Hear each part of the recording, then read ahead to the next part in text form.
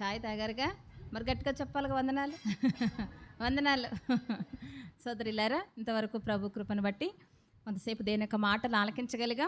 ఏం నేర్చుకున్నారు? ఒక్క మాట చెప్తారా అమ్మా? ఏ హన్నా? Very good. జ్ఞానవంతురాలైన హన్నా. ఏ గోత్రానికి చెందినది? Very good. భర్త పేరేం పేరు? ఎవరి మీద కోప్పడింది? కోప్పడలేదా? ఎవరిని ఇంట్లోంచి తరిమేసింది? ఎప్పుడు ఇంట్లోంచి బయటికి వెళ్ళింది? వెళ్ళలేదా? Very good. భలే విన్నారా మీరు? Correct answer. నేను వ్యతిరేకంగా అడిగినా కరెక్ట్గా ఆన్సర్ చెప్పాను. నిజమే. జ్ఞానం కలిగిన స్త్రీగా ఉన్న హన్నా ఎన్నో ప్రతికూల పరిస్థితులు ఎదురైనా దేవుడిచ్చిన కుటుంబం విలువ, దేవుడు ఇవ్వని దాన్ని వెనుకున్న దేవుని ఉద్దేశం, ఈ రెండు చక్కగా జ్ఞానం కలిగిన దేవుని పాదాల వద్ద జ్ఞానాన్ని పొందుకొని చక్కగా అర్థం చేసుకుని దేవుడు తనకిచ్చిన చోట ఆ ఇంటిలోనే ఉంటూ ఆ ఇంటిలోనే నివసిస్తూ అక్కడే ఉంటూ చక్కగా పరిస్థితులన్నిటిని దాటుకుంటూ ముందుకెళ్ళింది. సోదరులారా, హన్నా చేసినట్టుగా మన జీవితాల్లో మన కుటుంబాలు చేయగలిగితే నిజంగా మనందరి కుటుంబాలు పరలోకపు ఆనందాన్ని అనుభవిస్తాం. చిన్న మాట ప్రార్థన చేసుకుని దాని కంటిన్యూషన్ మరొక వర్తమానం ఆలకిద్దాం. మమ్మల్ని ఎంతగానో ప్రేమిస్తున్న మా తండ్రి, మీ ఘనమైన నామానికి స్తోత్రాలయ్యా. ఇంతవరకు నీ బిడ్డల్ని మాటలు విన్నారు. మరలా ఆశతో ఎదురు చూస్తూ ఈ పాదాల వద్ద కూర్చున్నాం. ప్రభా, మా అందరితో మీరు మాట్లాడండి. నిజమే, మీ దృష్టిలో ఎంత విలువైనది కుటుంబం దేవా. అలాంటి కుటుంబంలో మమ్మల్ని ఉంచారు నైనా. మీ ఉన్నతమైన ఉద్దేశాన్ని అందుకుని ఒక దినాన్న మీ చేత మెప్పు పొందే స్థితిలో మేమందరం ఉండాలని, మీ కుమార్తెలంగా మేమందరం ఆ స్థాయిలో ఉండాలని మీరు ఆశపడుతుండగా, నీ వాక్యపు వెలుగులో మాకు ఎన్నో విషయాలు నేర్పిస్తుండగా శ్రద్ధగా విని నేర్చుకొని మా జీవితంలో పాటించి మేము మా కుటుంబాలు దీవెనకరంగా ఉండటానికి కృపనిమ్మని మాతో మాట్లాడుచున్న యేసయ్య నామమున ప్రార్థించి వేడుకొని ప్రతిఫలం పొందినాము తండ్రి, ఆమేన్. నేను వివాహం కాకముందు ఒక స్కూల్లో, ప్రైవేట్ స్కూల్లో, గవర్నమెంట్ ఉద్యోగం కాదు, ఒక ప్రైవేట్ స్కూల్లో టీచర్గా పనిచేసేదాన్ని. పిల్లలకి పరీక్షలు పెడతాం కదమ్మా, పిల్లలకి లెక్కలు చెప్పేదాన్ని. 8 తరగతి, 9వ తరగతి, 10వ తరగతి, 7, 8, 9, 10 ఈ 4 క్లాసుల పిల్లలకి లెక్కలు చెప్పేదాన్ని. పిల్లలకి ఎగ్జామ్స్ అయిపోయాక కరెక్షన్ చేసి మార్కులు వేస్తాం కదమ్మా. తర్వాత ప్రోగ్రెస్ రిపోర్ట్లు ఇస్తాం. ఏమిస్తాం? మీ ఇంటికి పిల్లలు తెస్తారు కదా, సంతకాలు పెట్టమంటారు. మార్కులు చూసి ఏం చేస్తారు మీరు? బాగా వస్తేనేమో వెరీ గుడ్ అంటారు, బాగా రాకపోతేనేమో పట్టుకుంటారు ఏదో ఒకటి కదా, అమ్మో నానో వాయిస్తారు. మాకు కూడా పిల్లలకి ప్రోగ్రెస్ రిపోర్ట్లు ఇచ్చేవాళ్ళం. ప్రోగ్రెస్ రిపోర్ట్లు ఇచ్చేటప్పుడు మా ప్రిన్సిపాల్ గారు, మా డైరెక్టర్ సార్ ఒక మాట చెప్పేవారు. తక్కువ మార్కులు వచ్చిన వాళ్ళని దెబ్బలు కొట్టి ఇవ్వండి అనేవారు. ఏంటి? Progress report. తక్కువ వచ్చిన వాళ్ళకి 4 తన్ని అప్పుడు ఇవ్వండి ప్రోగ్రెస్ రిపోర్ట్ అనేవారు అని అందరు టీచర్లకి మాకు స్టాఫ్ మీటింగ్లో చెప్పేవారు.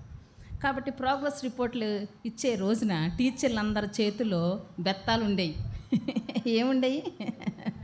ఆ బెత్తం తీసుకుని ఈ ప్రోగ్రెస్ రిపోర్ట్లు పట్టుకుని ఎవరు క్లాస్కి వాళ్ళు వెళ్ళేవారు. క్లాస్ టీచర్లు పేరు పెట్టి మార్కులు బాగా వచ్చినోడేమో వెరీ గుడ్ క్లాప్స్ అని క్లాప్స్ కొట్టించేవారు. తక్కువ మార్కులు వచ్చినోడికేమో చేతుల నిండా వాయించి అప్పుడు ప్రోగ్రెస్ రిపోర్ట్ ఇచ్చేవారు. ప్రోగ్రెస్ రిపోర్ట్లు చూస్తే పిల్లలందరికీ టెన్షను. ఈరోజు దెబ్బలు పడతాయో చప్పట్లు పడతాయో కదా. బాగా రాసిన పిల్లలేమో చప్పట్లు కొట్టించుకునేవారు, బాగా రాయని పిల్లలేమో దెబ్బలు కొట్టించుకుని పాపం ఏడ్చేవారు. ఇంటికి వెళ్ళిన తర్వాత మళ్ళీ సెకండ్ కోటింగ్ ఉంటుంది వాళ్ళకి. ఎవరితోటి?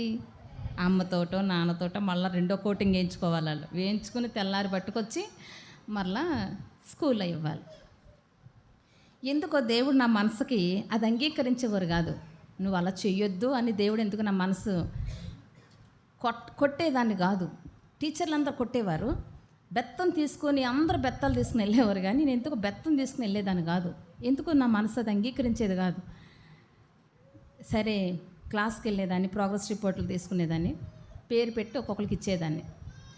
A+ కొంతమందికి వచ్చేది, A కొంతమందికి వచ్చేది, B+ కొంతమందికి వచ్చేది, B కొంతమందికి వచ్చేది, C+ కొంతమందికి వచ్చేది, C కొంతమందికి వచ్చేది.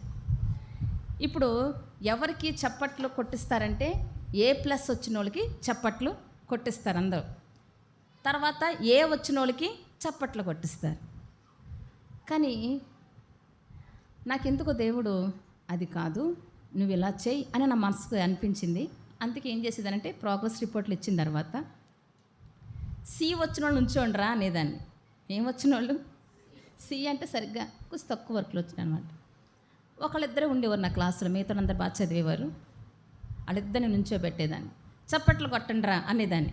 వాళ్ళిద్దరికి అందరు చప్పట్లు కొట్టేవారు. వాళ్ళకి అర్థమయ్యేది కాదు, ఇదేంద్రా సి వస్తే అందరూ కొడతారు టీచర్లు, ఈ టీచర్ ఎందుకు కొట్టకుండా చప్పట్లు కొట్టిస్తున్నారని వాళ్ళు అర్థమయ్యేది కాదు. సి వచ్చిన అందరు నుంచోమంటే నుంచోబెట్టి చప్పట్లు కొట్టారే, బాగా చదివారా, బాగా రాశారా, ఇంకొంచెం కష్టపడి కనుక మీరు చదివితే ఎక్కడికి వస్తారు? మీరు కూడా బీకి వచ్చేస్తారు. ఇంకొంచెం చదివితే B+కి వస్తారు. ఇంకా మళ్ళాసారి బాగా చదివితే మీరు కూడా ఎక్కడికి వస్తారు? ఏకి వస్తారా, తర్వాత A+కి వస్తారా. ఏం దిగులు పడకండి, ఇంకొంచెం కష్టపడి చదవండిరా, ఇంకొంచెం ఇష్టంగా చదవండిరా అని చెప్పేదాన్ని. ఎస్ మిస్ అనేవారు, చదివేవారు. నెక్స్ట్ టైము గ్రేడ్ పెంచుకునేవారు. నెక్స్ట్ B వచ్చినందుకు నుంచోమనేదాన్ని. వాళ్ళకి అలాగే చెప్పేదాన్ని, ఒరే బాగా రాశారా, మళ్ళీ కొంచెం బాగా చదివితే ఎక్కడికి వస్తారు? B+కి. ఇంకొంచెం చదివితే ఏకి వస్తారు, ఇంకా చదివితే మీరు కూడా A+కి వచ్చేస్తారు. నెక్స్ట్ B+ వచ్చిన వాళ్ళ నుంచే పెట్టేదాన్ని, మీరు కూడా బాగా చదివారా, ఇంకా మీరు బాగా చదివితే ఎక్కడికి వస్తారు? ఏకి వస్తారు, ఇంకా చదివితే A+కి వస్తారు. ఏ వచ్చిన వాళ్ళ కూడా నుంచి వీళ్ళందరికీ చెప్పట్లే, ఎవరెవరికి? సిఓడికి, C+ఓడికి, బిఓడికి, B+ఓడికి, ఏఓడికి, A+తో సమానంగా సిఓడికి కూడా చప్పట్లే కొట్టించేదాన్ని. అందరికీ చప్పట్లు కొట్టించేదాన్ని. పిల్లలందరూ అనుకున్నాను, అందరికీ చప్పట్లు కొట్టించి దాని వెనుక ఒకటే చెప్పేదాన్ని, మీరందరూ ఎక్కడికి చేరుకోవాలి అమ్మా? Very good. ప్రతి తల్లి తండ్రి కోరిక కూడా ఎక్కడికి చేరుకోవాలి పిల్లలని? మా పిల్లలు ఎక్కడ చేరుకోవాలి? A+కు చేరుకోవాలి, బాగా మార్కులు తెచ్చుకోవాలి, మంచి స్థితిలో నా బిడ్డలు ఉండాలి, మంచి ఉన్నతమైన స్థానంలో క్లాసుల్లో నా బిడ్డలు నిలబడాలి, నేను నా బిడ్డలను ఒక మంచి పొజిషన్లో చూడాలి. కాబట్టి ప్రతి తల్లి తండ్రి యొక్క ఆశ కోరిక ఏంటంటే నా బిడ్డలను A+లో చూడాలి.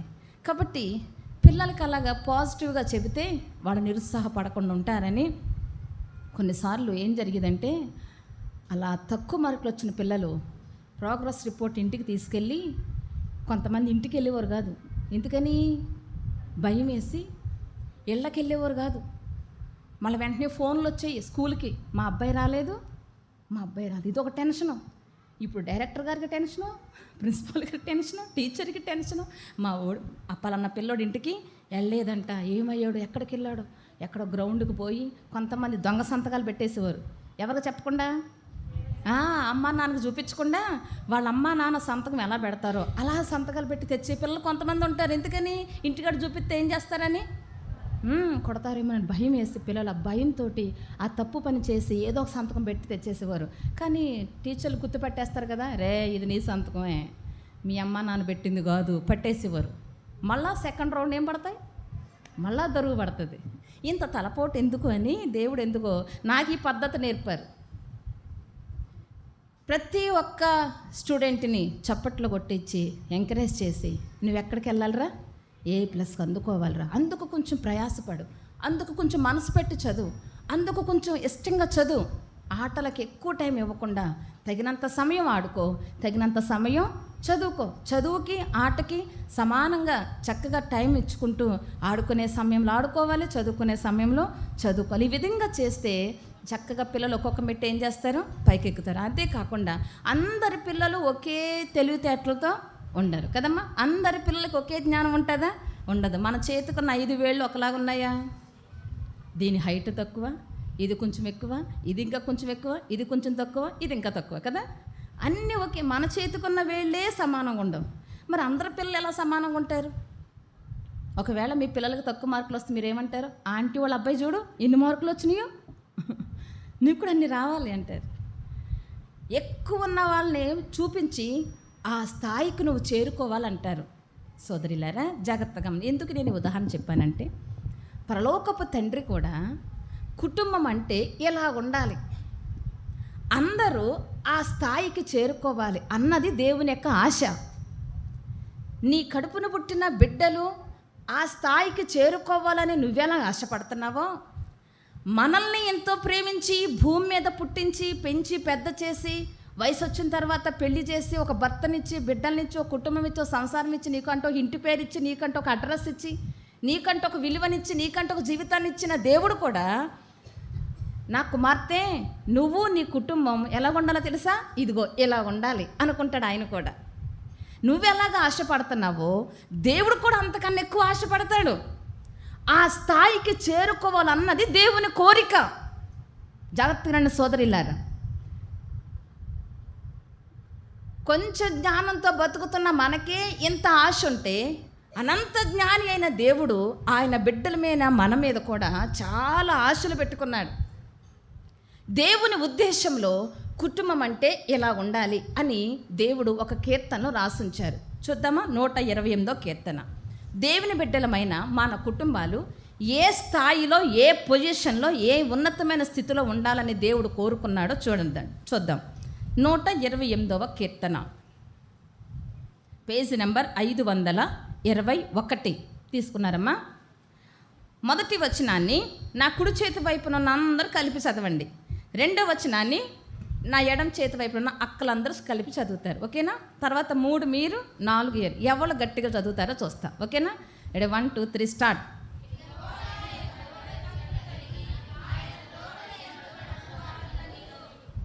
మీరు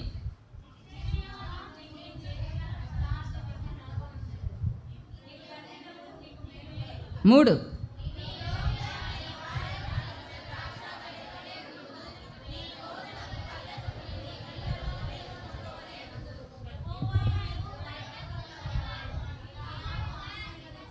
5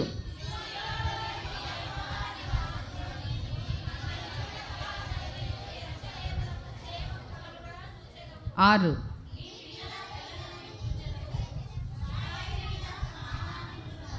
చాలు సోదరిల్లారా. దేవుని ఉద్దేశంలో కుటుంబం అంటే ఎలా ఉండాలి అన్నది ఈ కీర్తనలో దేవుడు మన కోసం రాసుంచారు. దేవుని మనసులో కుటుంబం ఏ స్థాయిలో ఉండాలంటే ఈ స్థాయిలో ఉండాలి. మన అందరి కుటుంబాలు ఈ స్థాయికి చేరుకోవాలన్నది దేవుని ఆశ. నీ బిడ్డలు ఏ ప్లస్కి రావాలని నువ్వెలా కోరుకుంటావో దేవుడు కూడా ఈ కుటుంబం ఉన్న స్థాయికి మనందరి కుటుంబాలు రావాలన్నది దేవుని యొక్క ఆశ. ఏంటా ఈ కుటుంబం అంటే 128వ కీర్తన, దీని యాత్రా కీర్తన అంటారు. అనగా ఆ దినాల్లో యూదులు సంవత్సరానికి ప్రాముఖ్యమైన 3 పండుగలకి యెరూషలేము దేవాలయానికి వెళ్ళేవారు. యెరూషలేము కొండల మీద కట్టబడిన దేవాలయం, ఆ పట్టణం అది. అయితే అక్కడికి వెళ్ళేటప్పుడు ఈ కీర్తనలు పాడుకుంటూ వెళ్ళేవారు. ఏ కీర్తనలు? ఈ యాత్రా కీర్తనల్ని. ఈ యాత్రా కీర్తనలు పాడుకుంటూ వెళ్ళే క్రమంలో ఈ యాత్రా కీర్తనల్లో ఏమేమి ఉంటాయంటే ముఖ్యంగా యెరూషలేము యొక్క క్షేమాన్ని కోరుకుంటూ ప్రార్థిస్తున్న విధానం, అంతేకాదు దేవుని యొక్క కాపుదలను, భద్రతను కోరుకుంటూ పాడుకునే కీర్తనలు. 3వది, దేవుని చేత ఆశీర్వదించబడిన కుటుంబాలుగా మేము ఉండాలన్న ఉద్దేశంతో పాడుకునే కీర్తనలు. ఇన్ని రకాలుగా ఈ కీర్తనలు ఉంటూ వాళ్ళు చక్కగా పాట పాడుకుంటూ ఈ కీర్తనలు పాడుకుంటూ వెళ్ళేవారు. ఇప్పటికీ కూడా మా ఊరికి దగ్గరలో చేబ్రోలు అనే ఊరుంది. అక్కడ ఇశ్రాయేలీయులు ఉన్నారు కొంతమంది. ఏ గోత్రానికి చెందిన వాళ్ళు ఉండాలంటే ఎఫ్రాయిము గోత్రానికి చెందిన వాళ్ళు ఉన్నారు అక్కడ. ఆ దినాలలో చెదిరిపోయిన యూదులు ఆయా ప్రాంతాలకు, ఆయా దేశాలకు వెళ్ళిపోతే కొంతమంది అప్పట్లో పూర్వీకులు కొంతమంది అక్కడికి వచ్చేసారంట. ఆ తర్వాత వాళ్ళ పిల్లలు అలాగా ఇప్పుడు దాదాపు ఒక 40 కుటుంబాలు ఇశ్రాయేలీలు చేబ్రోలు అనే ప్రాంతంలో ఉన్నారు ఇప్పటికీ.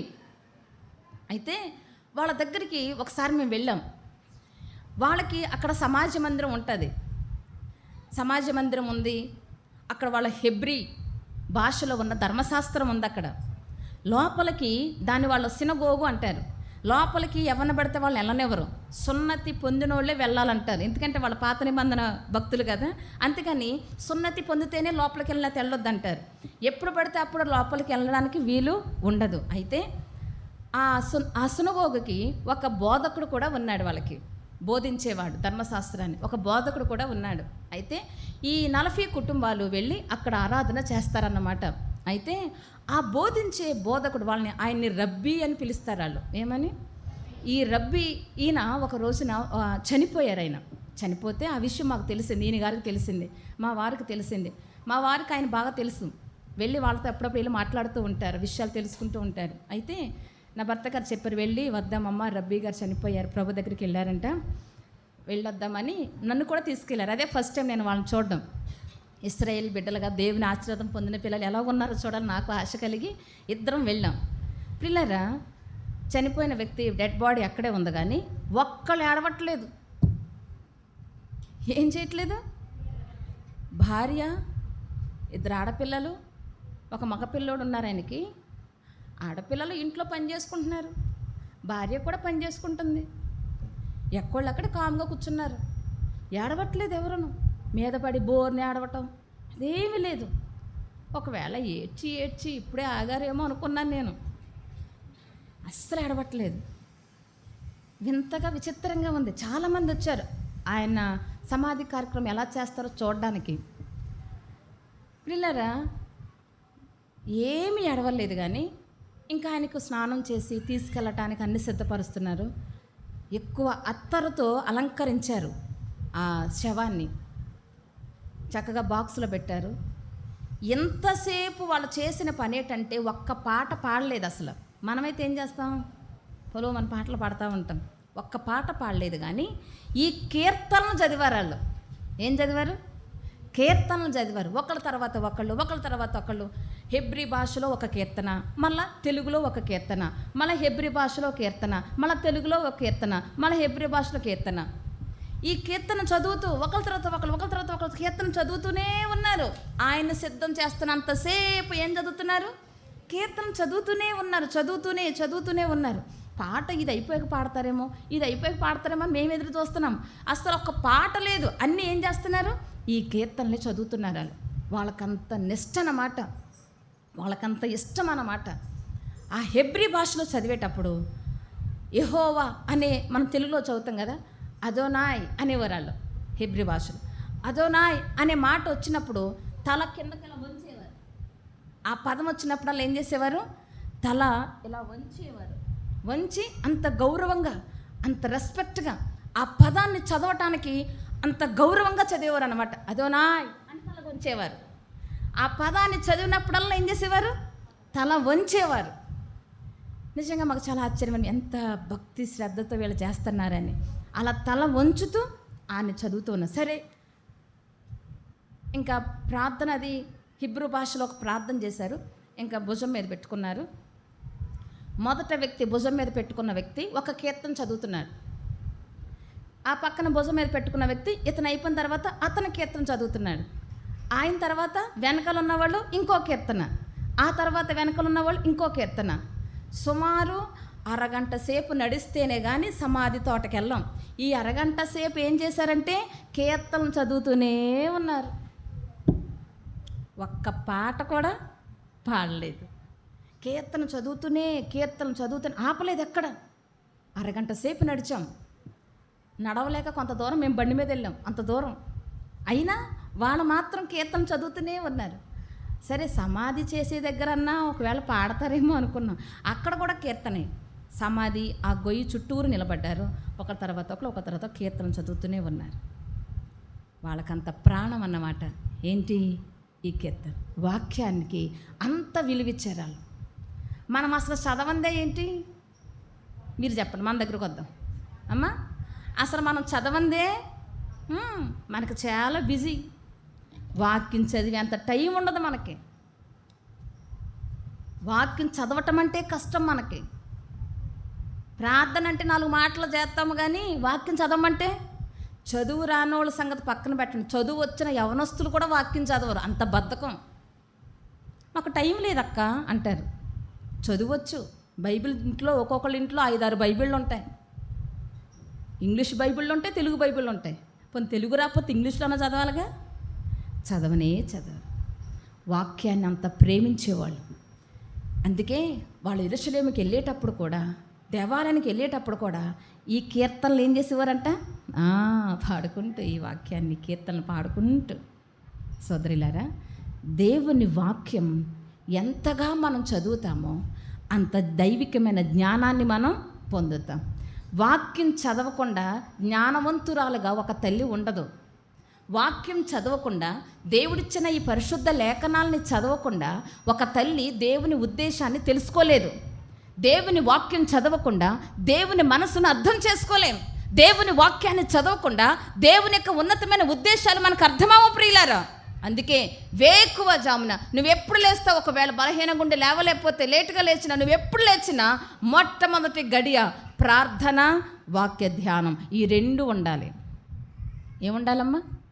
చదువుకునే బిడ్డలారా, ప్రైవేట్ క్లాస్ ఉన్నా ఉదయాన్నే స్కూల్కి వెళ్ళిపోవాలక్క, మాది ప్రైవేట్ స్కూల్ అక్క, ఉదయాన్నే కాలేజీకి వెళ్ళిపోవాలక్క, మాది ప్రైవేట్ కాలేజ్ అక్క, నువ్వు ఎన్నన్నా చెప్పు, ప్రార్థన వాక్యం చదవకుండా బ్రష్ కూడా నోట్లో పెట్టబాకు, టిఫిన్ నోట్లో పెట్టబాకు, ఏమేమి అవ్వకుండా అమ్మా, ప్రార్థన చెయ్యకుండా, దేవునితో మాట్లాడకుండా, దేవుడు నీతో మాట్లాడకుండా, అనగా వాక్యం చదవకుండా. వాక్యం చదవడం అర్థం ఏంటి? దేవుడు మనతో మాట్లాడడం. తల్లులుగా మనము ప్రార్థన చేయకుండా, వాక్యం చదవకుండా వంటగదికి వెళ్ళకూడదు. పిల్లలకి ప్రార్థన చేయకుండా, వాక్యం చదవకుండా నోట్లో టిఫిన్ కూడా అంత స్ట్రిక్ట్గా ఉండాలి. జ్ఞానం గల తల్లిగా ప్రార్థన, వాక్య చదవటం ఈ రెండు నీకు అలవాటు ఉండాలి. నీ పిల్లలకు కూడా ఏముండాలి? లేచావా, మొహం కడగవా, రా పెట్టేస్తాను అనకూడదు. ప్రార్థన చేసావా, వాక్యం చదివావా, ఒకవేళ టైం అయిపోయింది అనుకో, వాక్యం చదువు, తినకుండానే పంపించేయండి, తిండి పెట్టకుండానే పంపండి. ఒకరోజు పెట్టకుండా పంపితే రెండో రోజు ఏం చేస్తారు? నువ్వు వాక్యం చదవలేదు కదరా, నో టిఫిన్, వెళ్ళిపో. ఇంకా మొండిగా అనుకో, మధ్యాహ్నం లంచ్ కట్. దేవుని సన్నిధిలో గడపకుండా, దేవుని మాట వినకుండా తిండి దగ్గరకు రావద్దు. తల్లులారా, ఈ విషయంలో స్ట్రిక్ట్గా ఉండాలి. ఆ దినాల్లో వాళ్ళు వాక్యాన్ని అంత ప్రేమించారు ప్రియులారా. హన్నా దేవుని మనసులో కుటుంబం యొక్క విలువ ఎంత గొప్పదో దేవుని పాదాల వద్ద నేర్చుకుంది, తెలుసుకుంది. కాబట్టే ఆ స్థాయిలో తన కుటుంబాన్ని ఉంచుకోవాలనుకుంది. దేవుని ఉద్దేశంలో కుటుంబం అంటే ఎలా ఉండాలంటే 108వ కీర్తన ముచ్చటగా 3 మాటలు చెప్తాను గుర్తుపెట్టుకోవటానికి. నెంబర్ 1, ధన్యుడైన భర్త. అందరూ చెప్పండి, చెప్పాలి గట్టిగా. మీకు కీర్తన అంతా గుర్తుపెట్టుకోవడం కష్టం కాబట్టి 3 మాటల్లో చెప్తాను. ధన్యుడైన భర్త, ఫలించే భార్య. అందరూ చెప్పండి. నెంబర్ 1 చెప్పాలి గట్టిగా, అందరూ చెప్పాలక్క. ధన్యుడైన, రెండవది ఫలించే భార్య, 3 పనికొచ్చే పిల్లలు, ప్రయోజనకరమైన పిల్లలు. 3వది ఎవరమ్మా? ప్రయోజనకరమైన పిల్లలు. ఇది కుటుంబం అంటే ఎవరి ఉద్దేశంలో? దేవుని ఉద్దేశంలో. దేవుని ఉద్దేశంలో, దేవుని మనసులో కుటుంబం అంటే ఎలా ఉండాలని దేవుడు చెప్పాడంటే, ధన్యుడైన భర్త, ఫలించే భార్య, ప్రయోజనకరమైన పిల్లలు. ఇది దేవుని ఉద్దేశంలో ఉన్న కుటుంబం. ఇప్పుడు చెప్పండి, ఈ మూడింటినో పక్కన పెట్టి మీ ఇంట్లో ఉన్న తతంగం పక్కన పెట్టండి. ఏ స్థాయిలో ఉన్నారో ఇప్పుడు మీరు మార్కులు వేసుకోండి. మీ కుటుంబానికి మీరు ఏ మార్క్ వేస్తారు? సి వేస్తారు. ఇందాక పిల్లల కోసం చెప్పుకున్నాం, ఇప్పుడు మన దగ్గరకు వద్దాం. మీ కుటుంబం గురించి మీరే మార్కులు వేసుకోండి. సి గ్రేడ్లో ఉన్నారా, C+లో ఉన్నారా, Bలో ఉన్నారా, B+లో ఉన్నారా, Aలో ఉన్నారా, A+లో ఉన్నారా? పిల్లలు చదవకపోతే బాధేస్తున్నారు బాగానే, మరి మీరెక్కడున్నారు? మీ కుటుంబం ఏ గ్రేడ్లో ఉంది? భర్త ధన్యుడైన భర్తగా ఉన్నాడా? ఫలించే భార్యగా మీరున్నారా? పనికొచ్చే పిల్లలుగా మన పిల్లలు ఉన్నారా?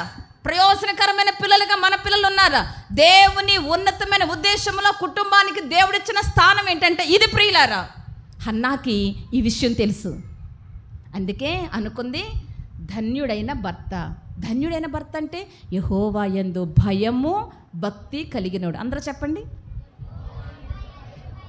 ఎల్కానా యెహోవా యందు భయము భక్తి కలిగినోడు, ధన్యుడు. క్రమంగా మందిరానికి వెళ్ళేవాడు, క్రమంగా బలర్పించేవాడు, తనకిచ్చిన భార్యలను ప్రేమగా చూసుకుంటున్నాడు. గర్భఫలం లేని భార్యను కూడా రెండంతలుగా ప్రేమించాడు. ఆమెను నిష్ఠూర పెట్టలేదు. ఆమెను బయటకు పో గొడ్రాల, నీతో నేను ఉండను అని అనలేదు. పిల్లల్ని కనకపోయినా భార్యను ప్రేమగా చూసుకున్నాడు. ఒక్క బిడ్డను కూడా కనకపోయినా, ఒక్క కొడుకుని కనకపోయినా దగ్గర పెట్టుకున్నాడు, ప్రేమగా చూసుకున్నాడు. అమ్మా నేనున్నాను నీకు, పిల్లలు లేకపోతే నష్టమే ఉంది, 10 మంది కొడుకుల కన్నా నేను నీకు శ్రేష్టమైన వాడిని. ఇంత కమ్మగా చూసుకునే భర్త నేనుండగా ఇంతకమ్మా ఏడుస్తావు? చూసారా ఎంత దేవుని పట్ల భయము భక్తి కలిగినోడు కాబట్టి, దేవుని ప్రేమించేవాడు కాబట్టి, అదే ప్రేమతో హన్నాను ఏం చేస్తున్నాడు? ప్రేమిస్తున్నాడు. ఆమె తిండి తింటూ మానేసి ఏడుస్తూ ఉంటే ఎంతో ఆదరించాడు, ఎంతో ఓదార్చాడు. నేనున్నాను కదమ్మా నీకు, పిల్లలు లేకపోతే ఏం బాధ, నేనున్నానుగా. పిల్లలున్న తల్లి కన్నా 2 నిన్ను చూసుకుంటున్నాను కదా, నీకెందుకు దిగులు? చూసారా అనుకుంది. నా భర్త ధన్యుడు. రెండవది ఎవరు? రెండో స్టెప్ ఎవరమ్మా? ఫలించే భార్యగా. ఇప్పుడు హన్నా ఎవరి సన్నిధిలో ఉంది? ఎవరు ఫలిస్తారు? దేవునితో అంటు కట్టబడినోళ్ళే ఫలిస్తారు. ఇప్పుడు హన్నా దేవునితో అంటు కట్టబడి దేవుని పాదాల వద్ద ఉంటూ ప్రార్థనలో ఎదుగుతూ దేవునిలో చక్కగా నమ్మకంగా ఎదుగుతుంది, దేవుని ఉద్దేశం తెలుసుకుంది.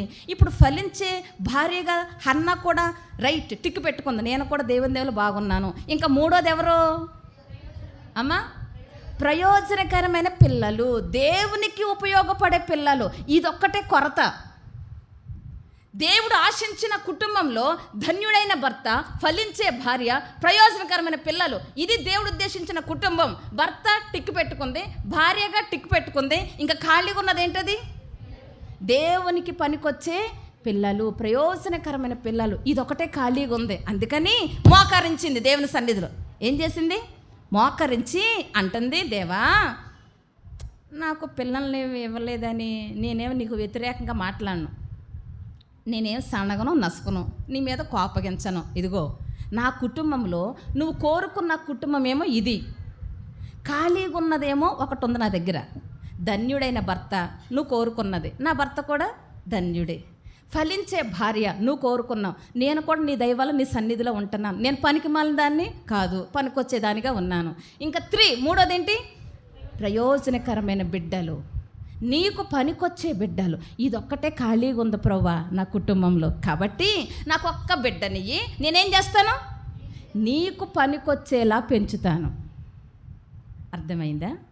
నా కుటుంబం నువ్వు అనుకున్న స్థాయికి A+కు చేరటానికి ఒక్కటి ఖాళీగా ఉంది ప్రభువా, ఒక్కటి ఖాళీగా ఉంది. అదేంటో తెలుసా? పనికొచ్చే పిల్లలు. ఇది ఖాళీగా ఉంది కాబట్టి అందుకే ఓ కొడుకు నువ్వు ప్రభువా కలెక్టర్ని చేస్తాను అందా అమ్మా. ఓ కొడుకు నువ్వు ప్రభువా లాయర్ని చేస్తాను అందా. ఓ కొడుకు నువ్వు ప్రభువా ఇంజనీర్ని చేస్తాను అందా. మందిరాలు బాగా కట్టిస్తానయ్యా ఇంజనీర్ని చేసి అందా. ఓ కొడుకు నువ్వు ప్రభా డాక్టర్ని చేసి 10 మందికి ఇంజక్షన్లు చేపిస్తాను అందా. అనలేదు. ఒక కొడుకునియ్యి, నీకు పనికొచ్చేవాడిగా చేస్తాను. నువ్వు ఆశించిన కుటుంబానికి, నువ్వు ఊహించిన కుటుంబానికి, నువ్వు కోరుకున్న కుటుంబానికి దగ్గరగా నా కుటుంబం వెళ్ళాలి. అది అన్న ఆశ. కాబట్టి కొరతగా ఉన్న 3 అంశాన్ని ముందు పెట్టింది. ఎవరి ముందు చెప్పాలమ్మందరూ? చెప్పాలక్క?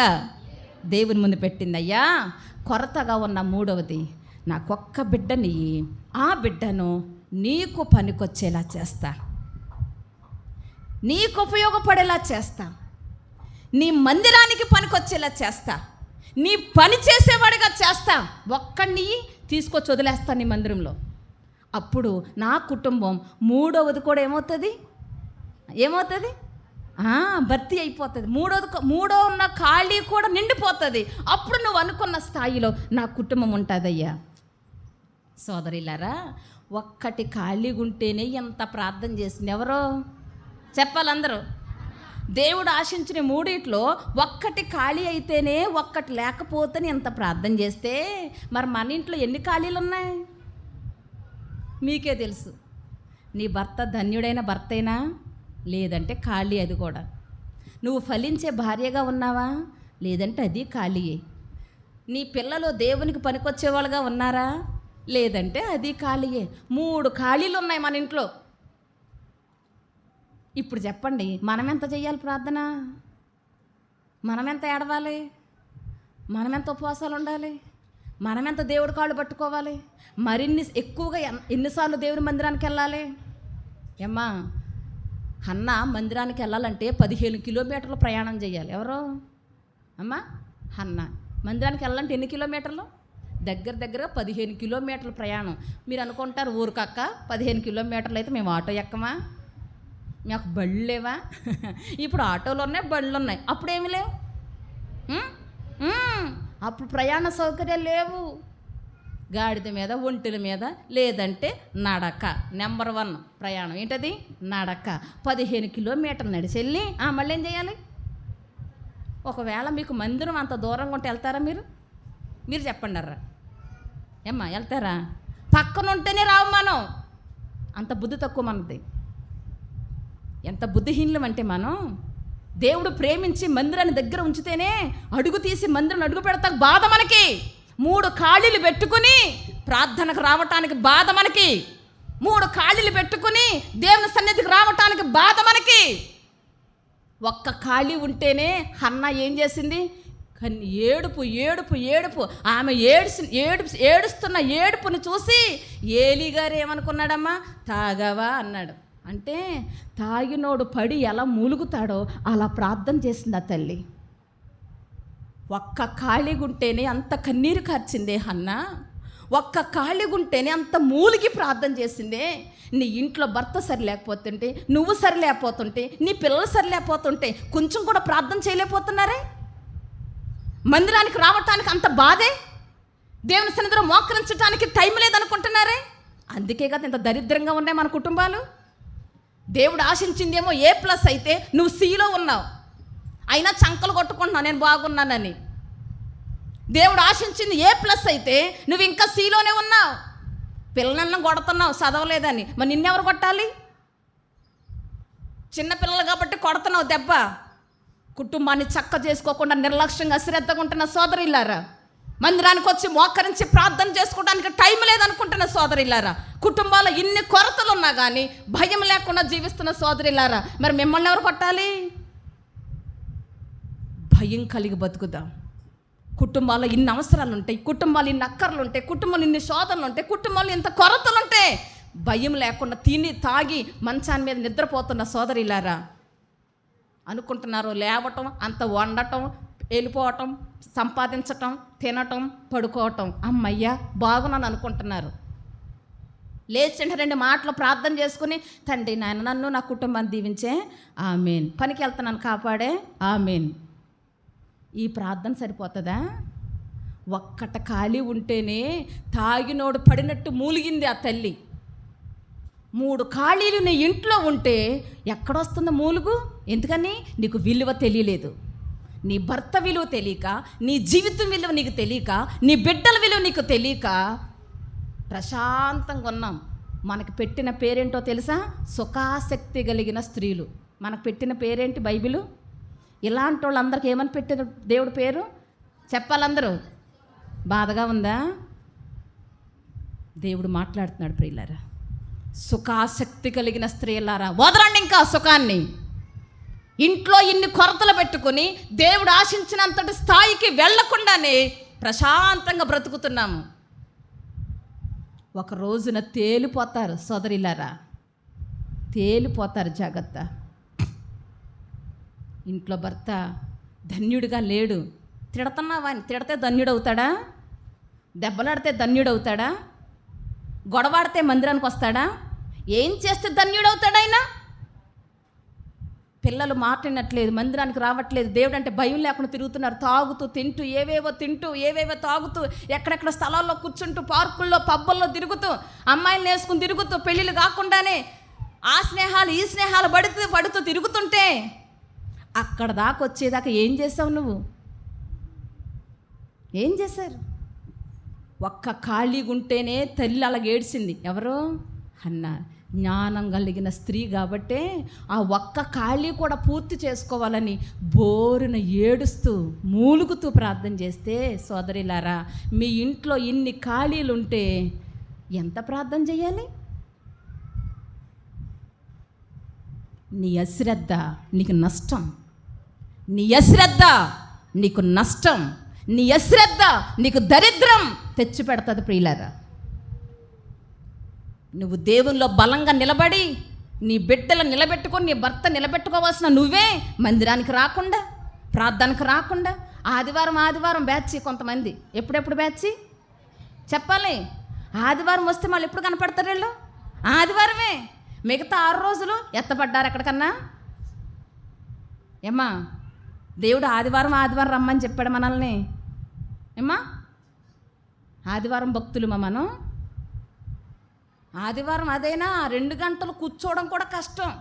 మందిరానికి వచ్చి ఎక్కడ ఫ్యాన్ ఉందో చూసుకుని, కాదంతా ఆనుకోవడానికి చోటు ఎక్కడుందో చూసుకుని, కాస్తంత కునికెత్తకి ఎక్కడ చోటు ఉందో చూసుకుని అక్కడ కూర్చొని ఒక కునికేసి వెళ్ళిపోతే అసలు నీ కుటుంబం ఎప్పుడు బాగుపడుతుంది అనుకుంటున్నా? నీ కుటుంబం కోసం నువ్వే ప్రార్థన చేయకపోతే, నీ కుటుంబం కోసం నువ్వే ఏడవకపోతే, నీ కుటుంబం కోసం నువ్వే బాధ్యత వహించకపోతే, ఆ స్థాయికి నువ్వు చేరకపోతే దేవుడిని లెక్కడగడా? ఒక రోజున చేతులు కట్టుకొని నిలబడాలి. నువ్వు గుర్తుపెట్టుకో, నేను నిలబడాలి, నువ్వు నిలబడాలి. గుర్తుపెట్టుకోండి సోదరులారు. ప్రస్తుతం బాగానే ఉన్నాం అనుకోవద్దు. ఏం కాదక్క, బాగానే ఉన్నాం మేము, వాళ్ళ సంగతి నాకెందుకు, ఆయన మారడక్క, వీళ్ళ మాట ఏనరక్క, వాళ్ళ కర్మలు అనుభవిస్తారక్క అంటాక దేవుడు నిన్ను పెట్టలేదు. అక్కడ సాకులు చెప్పుతాక నిన్ను పెట్టలేదా ఇంట్లో దేవుడు? హన్నా కూడా సాకులు చెప్పాలంటే చాలా ఉన్నాయి. చెప్పిందా సాకు? ఏమ్మా చెప్పిందా? మోకరించి పెనిన్నా కోసం ఒక్క మాట చెప్పిందా? మాట్లాడరే. మోకరించి ప్రార్థన చేస్తూ పెనిన్నా కోసం ఏమన్నా చెప్పిందా? ప్రభువా, ఆ పెనిన్నదే నన్ను బాధ పెడుతుందయ్యా, దానికి బుద్ధి చెప్పయ్యా, దాన్ని నోరు మూయిపిచ్చయ్యా, దాన్ని నోరు పడిపోయేలా చెయ్యయ్యా అందా? ఏమ్మా మాట్లాడరే. ఏమన్నా అన్నదా? ఏమని చేసింది ప్రార్థన? నా భర్తకు మంచి మనసు ఇచ్చి దాన్ని నోరు మూయింపించేలా చేయి ప్రభువా, దాన్ని బయటికి గెంటేసేలా చేయి ప్రభు అన్నదా? ప్రభువా, నా ఇంట్లో ఒక్క ఖాళీ ఉంది, ధన్యుడైన భర్త, నీ సన్నిధిలో నిలిచి ఉండే భాగ్యం నాకు ఇచ్చావు, కానీ నీ చేతిలో వాడబడే పిల్లలే లేరయ్యా నాకు. కాబట్టి ఒక్కడిని, ఆ ఒక్కడిని తెచ్చి నీ సన్నిధిలో పెడతాను. ఆ ఖాళీ కూడా ఏమైపోవాలి? పూర్తి అయిపోవాలి. నువ్వు అనుకున్న స్థాయిలో నా కుటుంబం చేరుకోవాలి. జ్ఞానం గల స్త్రీ చేసే పని అది. మూర్ఖురాలైన స్త్రీకి, జ్ఞానం లేని స్త్రీకి ఈ ఆలోచన ఉండదు. లేచానా, టిఫిన్ వండానా, పెట్టానా, బట్టలు ఉతికానా, గిన్నెలు తోమానా, సాయంత్రం మళ్ళీ వండానా, తిన్నానా, పండుకున్నానా. కొంతమందికి ఇదే టైం టేబుల్. తోమిందే తోముతారు, ఉతికిందే ఉతుకుతారు, కడిగిందే కడుగుతారు. పని పెంచుకుంటారు. అరగంటలో చేసే పని 2 గంటలు చేస్తారు వాళ్ళు. అంతకాళ్ళకి ఏముండదు, ప్రార్థన చేయడానికి టైం ఉండదు. సులువుగా పని చేసుకోవటం చేత కాదు చాలామందికి. ఒక ప్లాన్ ప్రకారం పని చక్క పెట్టుకోవడం చేతకాక ఎలకలాగా కొండలో పడిన ఎలా కొట్టుకుంటుంది అలా కొట్టుకుంటారు పని చుట్టూరు. చేసిన పని చేస్తూనే ఉంటారు, పని మిగులుతూనే ఉంటుంది. పని చేస్తూనే ఉంటారు, ఏం మిగులుతుంది ఇంకా? ఎందుకో తెలుసా? జ్ఞానం లేని పనితనం అది. ఇద్దరు అన్నలంట చెట్లు నరకడానికి వెళ్ళారంట. అన్నయ్య తమ్ముడు ఇద్దరు. ఎక్కడికి వెళ్ళారమ్మా? చెప్పాలి గట్టిగా. చెట్లు నరకకి. ఇద్దరు గొడ్డలను పట్టుకొని, చెరుకు గొడ్డలను వేసుకుని అడవికి వెళ్ళారు. ఇద్దరు సమానంగానే కష్టపడ్డారు. అన్నయ్య రోజులో 10 చెట్లు నరికేశాడు. ఎన్ని నరికేసి ప్రశాంతంగా కూర్చున్నాడు. తమ్ముడు 4 చెట్లు నరికి అంట కూర్చున్నాడు. ఎన్ని చెట్లు నరికి? 4.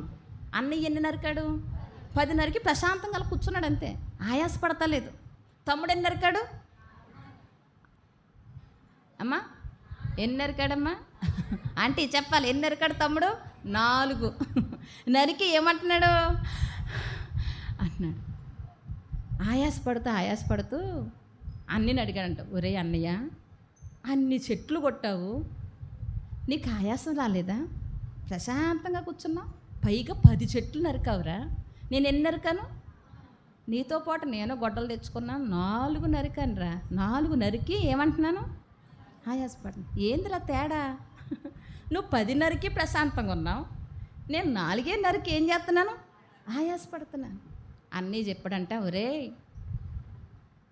పడి పని చేయటం కాదురా, జ్ఞానంగా చెయ్యాలిరా అన్నాడంట. ఎవరు ఏమని చెప్పాడు? పడి పని చేయటం కాదు, ఏం చేయాలి? నేను ఏం చేసేవాడినంటే విను, నేను గొడ్డలితో చెట్టు నరుకుతున్న ప్రతిసారి ముందు దాన్ని నూరుకునేవాడిని. దేన్ని చెప్పాలి గట్టిగా? గొడ్డలికి పదును పెట్టుకుని పనికి వెళ్ళేవాడిని. చెట్టు నరికే ప్రతిసారి గొడ్డలికి ఏముండాలి? పదును చూసుకునేవాడిని. పదును పెట్టుకుని చెట్టు మీద దెబ్బ వేస్తుంటే ఏమయ్యేది? అది అమ్మా 5-6 దెబ్బలకే వంగేది. ఇంకో 5-6 దెబ్బలేసరికి ధనేలు పడేది. ఈ సూత్రం మనోడికి తెలవక, ఎవరికే? తమ్ముడికి తెలియక గొడ్డలకి పదును పెట్టకుండా ఆ మొద్దు గొడ్డలతో ఏం చేసేవాడు? ఒక్కో చెట్టును బాది 5-6 గంటలు పట్టేదేమో మహానుభావుడికి ఓ చెట్టుకి. కొట్టి ఆ మొండి గొడ్డలు ఏం తెగుతుంది? మళ్ళీ మంచిలు దాగి మళ్ళీ కొట్టి, మంచిలు దాగి మళ్ళీ కొట్టి 2 గంటలకు ఓ చెట్టు కొట్టాడు. అందుకే 4 చెట్లే కొట్టాడు కానీ ఏమొచ్చింది? 10 చెట్లు కొట్టాడు కానీ ఏం రాలేదు. సోదరిలారా, దేవుని పాదాల వద్ద మొదటి స్థానం, దేవుని సన్నిధిలో ప్రార్థన చేసుకుని జీవితానికి పదును పెట్టుకుని ఆ రోజుకు సరిపడ పనంతా చేయటానికి దేవుని దగ్గర జ్ఞానాన్ని, శక్తిని పొందుకుని పని మొదలెడితే ఆ రోజంతా నువ్వు చేసే పని చకచక అయిపోతాయి. పొద్దున్నే లేచి దేవుని దగ్గర కూర్చొని ప్రార్థన చేయటానికి టైం లేదక్క, నేను గొడ్డలు నోరనక్క అని పని మొదలెడుతున్నావు. ఏమవుతుంది? రోజంతా పని చేస్తున్నావు, ప్రతి పని ఫెయిల్ అయిపోతుంది. సంపాదిస్తున్నావు, చిల్లు సంచులో వేసినట్టే కారిపోతుంది. కారణం ఏంటో తెలుసా? అసలైన కిటుకు నీకు తెలవలేదు. గొడ్డలికి పదును ఎంత అవసరమో విశ్వాసికి దేవుని సన్నిధి వద్ద పాదాల వద్ద గడపటం కూడా అంతే అవసరం. సోదరులారా, దేవుని పాదాల వద్ద గడపని తల్లి పనిలో జ్ఞానంగా ప్రవర్తించలేదు. మొదటి స్థానం, మొదటి సమయం ఎవరి దగ్గర కూర్చోవాలి? అందరూ చెప్పాలి. ఎవరి దగ్గర? ప్రార్థన చేయటం, వాక్యం చదవటం. ఈ 2 అవ్వకుండా ఏ పనికి వెళ్ళకూడదు. ఒకవేళ మీరు ఉదయాన్నే వెళ్ళాల్సిన పని ఏదైనా ఉంటే అరగంట ఇంకో ముందే లేవాలి. ఎందుకని? దేవునితో నీ సమయం నీకు ఆ విషయంలో స్ట్రిక్ట్గా ఉండాలి. ప్రార్థన చెయ్యకుండా, నేను దేవుని స్వరం వినకుండా, దేవుని మాట వినకుండా, ఈరోజు నేను చేయాల్సిన పనులన్నింటిలో దేవుని సహాయం కోరుకోకుండా ఇంక నేను దేనికి వెళ్ళాను అని ముందు నీ మనసులో ఫిక్స్ అయిపోవాలి. ఆ విషయంలో నువ్వు స్ట్రిక్ట్గా ఉండాలి. అప్పుడు దేవా నువ్వు నాతో మాట్లాడని వాక్యం చదువుకొని, దేవుడు నీతో మాట్లాడిన విషయాలను బట్టి దేవుని సన్నిధిలో ప్రార్థన చేసుకొని, ఆ రోజంతా చేయాల్సిన పనులన్నింటిలో దేవుని సహాయం కోరుకొని, అప్పుడు గొడ్డలికి పదును పెట్టుకుని పని మొదలెట్టు. ఆ రోజంతా ఏం చేస్తావు? పనులన్నీ చకచక అయిపోతాయి. మనిషివి ప్రశాంతంగా ఉంటావు. అసలైన పదును లేకుండా ఏం చేస్తున్నావు? లేచిన కానించి పడుకునేదాకా పనే. కానీ ఏమవుతుంది? ఎక్కడ పని అక్కడే, ఎక్కడ అప్పులు అక్కడే, ఎక్కడ కష్టం అక్కడే, ఎక్కడ నష్టం అక్కడే, ఎక్కడ దరిద్రం అక్కడే. ఇంకో మాట చెప్పమంటారా? ఇంకా పెరుగుతుంది. ఏమవుతుంది? మళ్ళీ పైగా మీరు ఏమంటారు తెలుసా? నేను ఎంత ప్రార్థన చేస్తున్నానమ్మా, దేవుడేం చేస్తలేదు. చెప్పండి ఆ మాట. దేవుడేం చేయట్లేదు? నా ప్రార్థన వినటం లేదు. దేవుడేమన్నాడు? నా చెవులు నేను మూసుకోలేదు అన్నాడు. ప్రార్థన వినపడకుండా దేవుడు ఏం చేయడు? చెవులు మూసుకోడు. ఎప్పుడు చెవులు తెరుచుకొని నీ ప్రార్థన వింటాడు. కానీ చేతకాని ప్రార్థన చేస్తున్నావు నువ్వు. స్వార్థంతో ప్రార్థన చేస్తున్నావు. చాలామంది సోదరీలు ప్రార్థనకు రారు, నియమ కోటాలకు రారు, మందిరానికి రారు. ఆదివారం వచ్చి అంటారు, ప్రభువా నన్ను నా కుటుంబాన్ని దీవించు. ఏమంటారు? చెప్పాలి.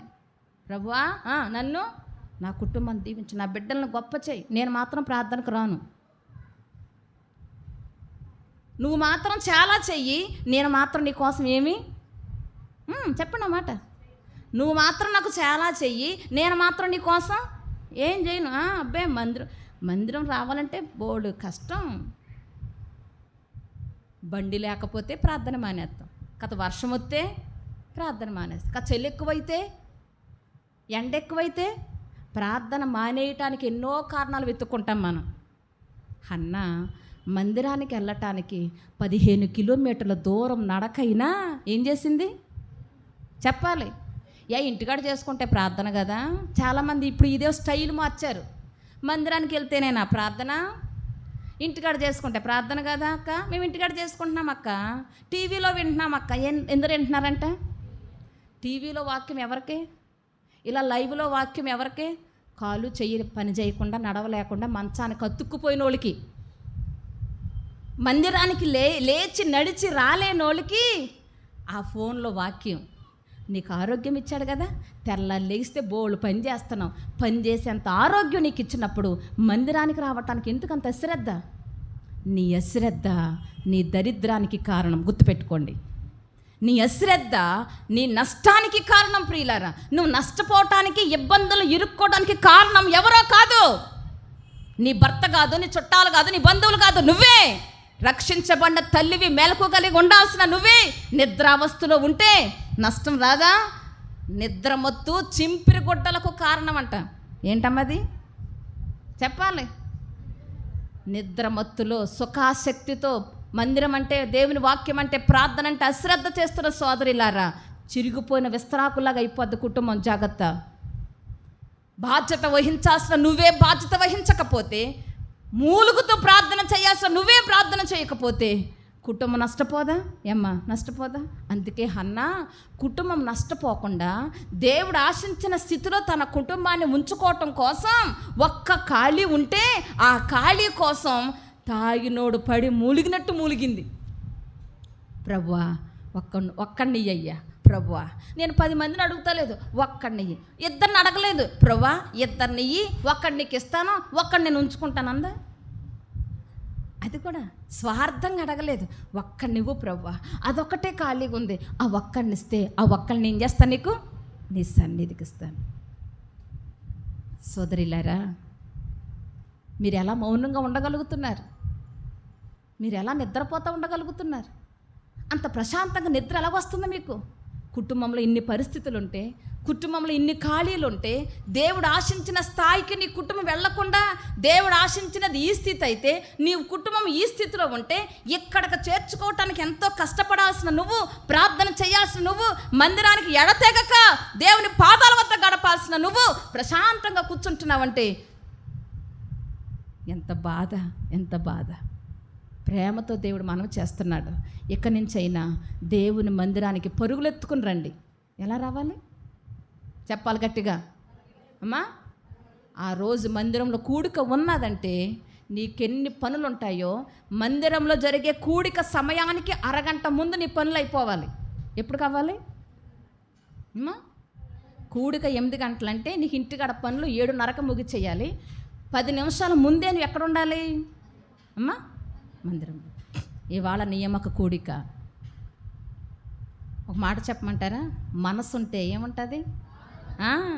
నీకు మనసు లేకపోతే ఎవడొచ్చినా ఏం చేయలేరు. నీ మందిరానికి రావాలి, నా దేవుని పాదాల వద్ద గడపాలి, నా దేవుడు ఆశించిన స్థాయికి నా కుటుంబాన్ని నేను పెంచుకోవాలనే ఆశ నీకుంటే పనులు తన్నుకుని వస్తావు. మళ్ళొచ్చాకన్నా చేసుకుందాంలే, ముందు వెళ్ళిపోవాలి మందిరానికి, దేవుని పాదాల వద్దకు వెళ్ళిపోవాలి. రే పిల్లలు రెడీ అవ్వండిరా, పదండిరా మందిరానికి. ఒకవేళ భర్త గారు కూడా, అయ్యా నువ్వు కూడా రాయ్యా, 2 మాటలు వింది కానీ ఎక్కువసేపు ఉండదయ్యా, గంటలు అయిపోతుందయ్యా, రాయ్యా, బతిమాలకు తీసి తెచ్చుకోవాలి. ఒకవేళ రానన్నాడా, సరేనయ్యా నీకు నచ్చినప్పుడే వద్దు. కానీ పిల్లల్ని తీసుకుని మందిరంలో కూర్చొని దేవుని వాక్యం విని దేవుని పాదాల వద్ద ప్రార్థన చేసుకుని, ప్రభువా నువ్వు అనుకున్నాను 128వ కీర్తనలో ఉన్న కుటుంబ స్థాయికి నా కుటుంబాన్ని చెప్పాలి. అందరూ ఏ స్థాయికి వెళ్ళాలంట? ఏ కీర్తనలో చెప్పండి, ఏంటది? ధన్యుడైనా ఆ మాట్లాడగల దేవా, నువ్వు కోరుకున్న కుటుంబం ఇది కదా, కానీ నా భర్త ఇంకా స్థాయిలో లేడయ్యా, ఆ స్థాయికి తీసుకురయ్యా. నువ్వంటే భయము భక్తి కలిగి నాకన్నా ఎక్కువ భక్తిలో నా భర్త ఉండాలయ్యా. నా బిడ్డలు నీ పని చేసే బిడ్డలు అవ్వాలయ్యా. నేను నీలో ఫలించాలయ్యా. ఆ స్థాయికి నా కుటుంబాన్ని తీసుకురయ్యా. ప్రార్థన చేస్తూ ప్రార్థన చేస్తూ ప్రార్థన చేస్తూ ఉండగా ప్రియులారా, నీలో ఉన్న ఆశ ఎవరు చూస్తారు? అందరూ చెప్పాలి, ఎవరు చూస్తారమ్మా? ఒక వాక్యం ఉంది కదా, ఆశ గల ప్రాణమును చెప్పాలి మాట అందరూ. దేవుడు ఎలాంటి వాడంట? ఆశ గల ప్రాణాన్ని ఏం చేస్తాడు ఆయన? తృప్తిపరిచే దేవుడు.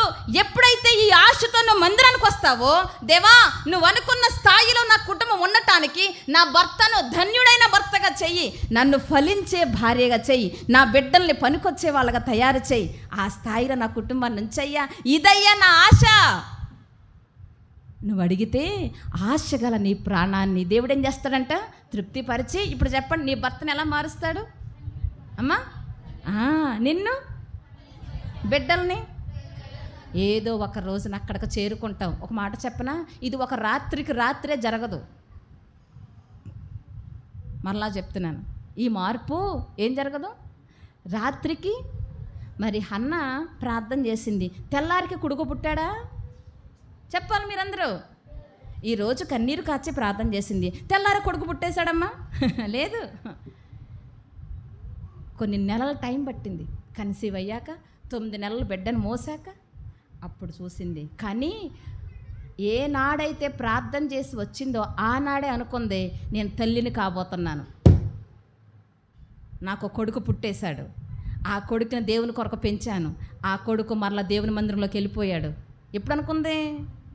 ప్రార్థన చేసి. అమ్మా ఎందుకో తెలుసా, ఏలీ గారు అన్నారు, అమ్మా నీ మనవి దేవుడు ఆలకించాడు, నువ్వు కోరుకున్నట్టు నీకు జరుగుతుందమ్మా, సంతోషంగా వెళ్ళిపో, ఇంకేడవబాకో. ఎంతకాలం ఏడ్చావో నీ దుఃఖ దినాలు ముగించబడ్డాయి ఈ రోజుతో. ప్రియ తల్లి సోదరి, ఆశతో నువ్వు ఎన్ని దినాలు ఏడ్చి మాట ప్రార్థన చేస్తావో, ఒక రోజున దేవుడు నీకు అదే సమాధానం చెప్తాడు. ఎప్పటిదాకా ఏడ్చావు, ఇంకా ఏడ్చే పని లేదు. ఇప్పటిదాకా భర్త కోసం ఏడ్చి ప్రార్థన చేసావేమో, ఇప్పటిదాకా పిల్లల కోసం ఏడ్చి ప్రార్థన చేసావేమో, దేవుడు ఆశించిన కుటుంబ స్థాయికి వెళ్ళటానికి ఎంత కన్నీరు కార్చావో, ఒక రోజున దేవుడు అంటాడు, ఇంకా నువ్వు ఏడవలసిన పని లేదు, ఈ రోజుతో ఫుల్ స్టాప్. హన్నతో అదే చెప్పాడు దేవుడు, ఇంక ఏడవబాకో, వెళ్ళు సంతోషంగా, నువ్వు బిడ్డను కనబోతున్నావు. అనుకుంది, ఇప్పుడు నేను తల్లిని కాబోతున్నాను అనుకుంత సంతోషంగా వెళ్ళిపోయింది. నాకు కొడుకు పుడతాడు, వాడిని దేవుని కోసం పెంచుతాను, వాడు మందిరంలో మంచి పరిచర్య చేస్తాడు, ఒక రోజు నేను చూస్తాను అనుకుని సంతోషంగా వెళ్ళిపోయిందంట. ఇంటికి వెళ్ళిపోయి వంటగదిలోకి వెళ్ళి అన్నం పెట్టుకుని తింటుందంట. ఎవరు అమ్మా? పెని నాకు అర్థం అవ్వలేదు. ఏందిరా చాలా రోజులు బట్టి ఏం చేయట్లేదు మనిషి, అన్నం తినట్లేదు, ఈరోజు ఏం చేస్తుంది? అన్నం తింటుంది. ఏంటంట స్పెషల్?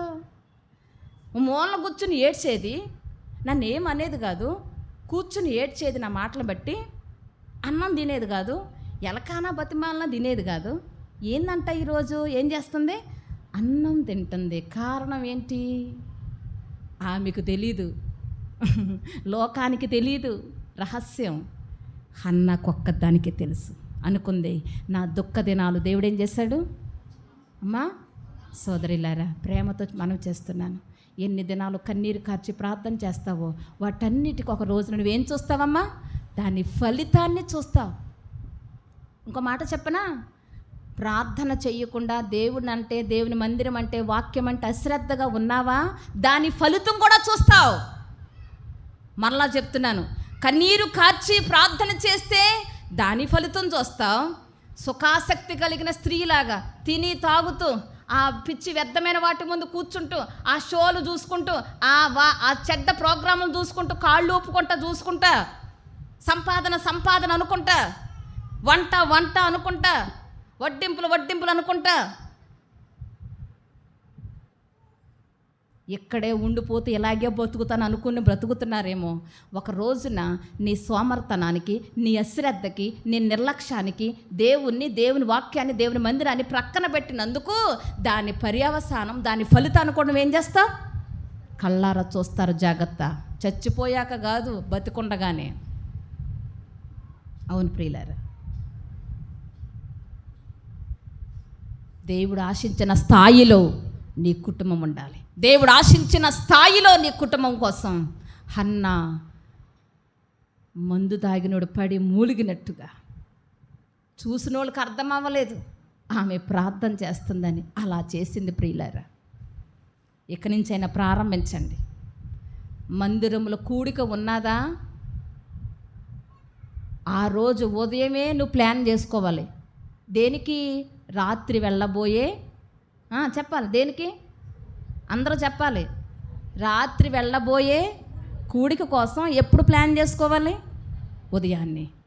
రాత్రికి ఎక్కువ పని పెట్టుకోకుండా ఉదయాన్నే తొందరగా పనులన్నీ చేసుకుని రాత్రికి ముఖ్యమైన పని పెట్టుకొని త్వరగా సిద్ధపడిపోయి సమయానికన్నా ముందు ఎక్కడ ఉండాలి? మీరు సమయానికన్నా ముందు మందిరంలో ఉంటే రేపు మీ పిల్లలు కూడా ఎప్పుడు ఉంటారు మందిరంలో?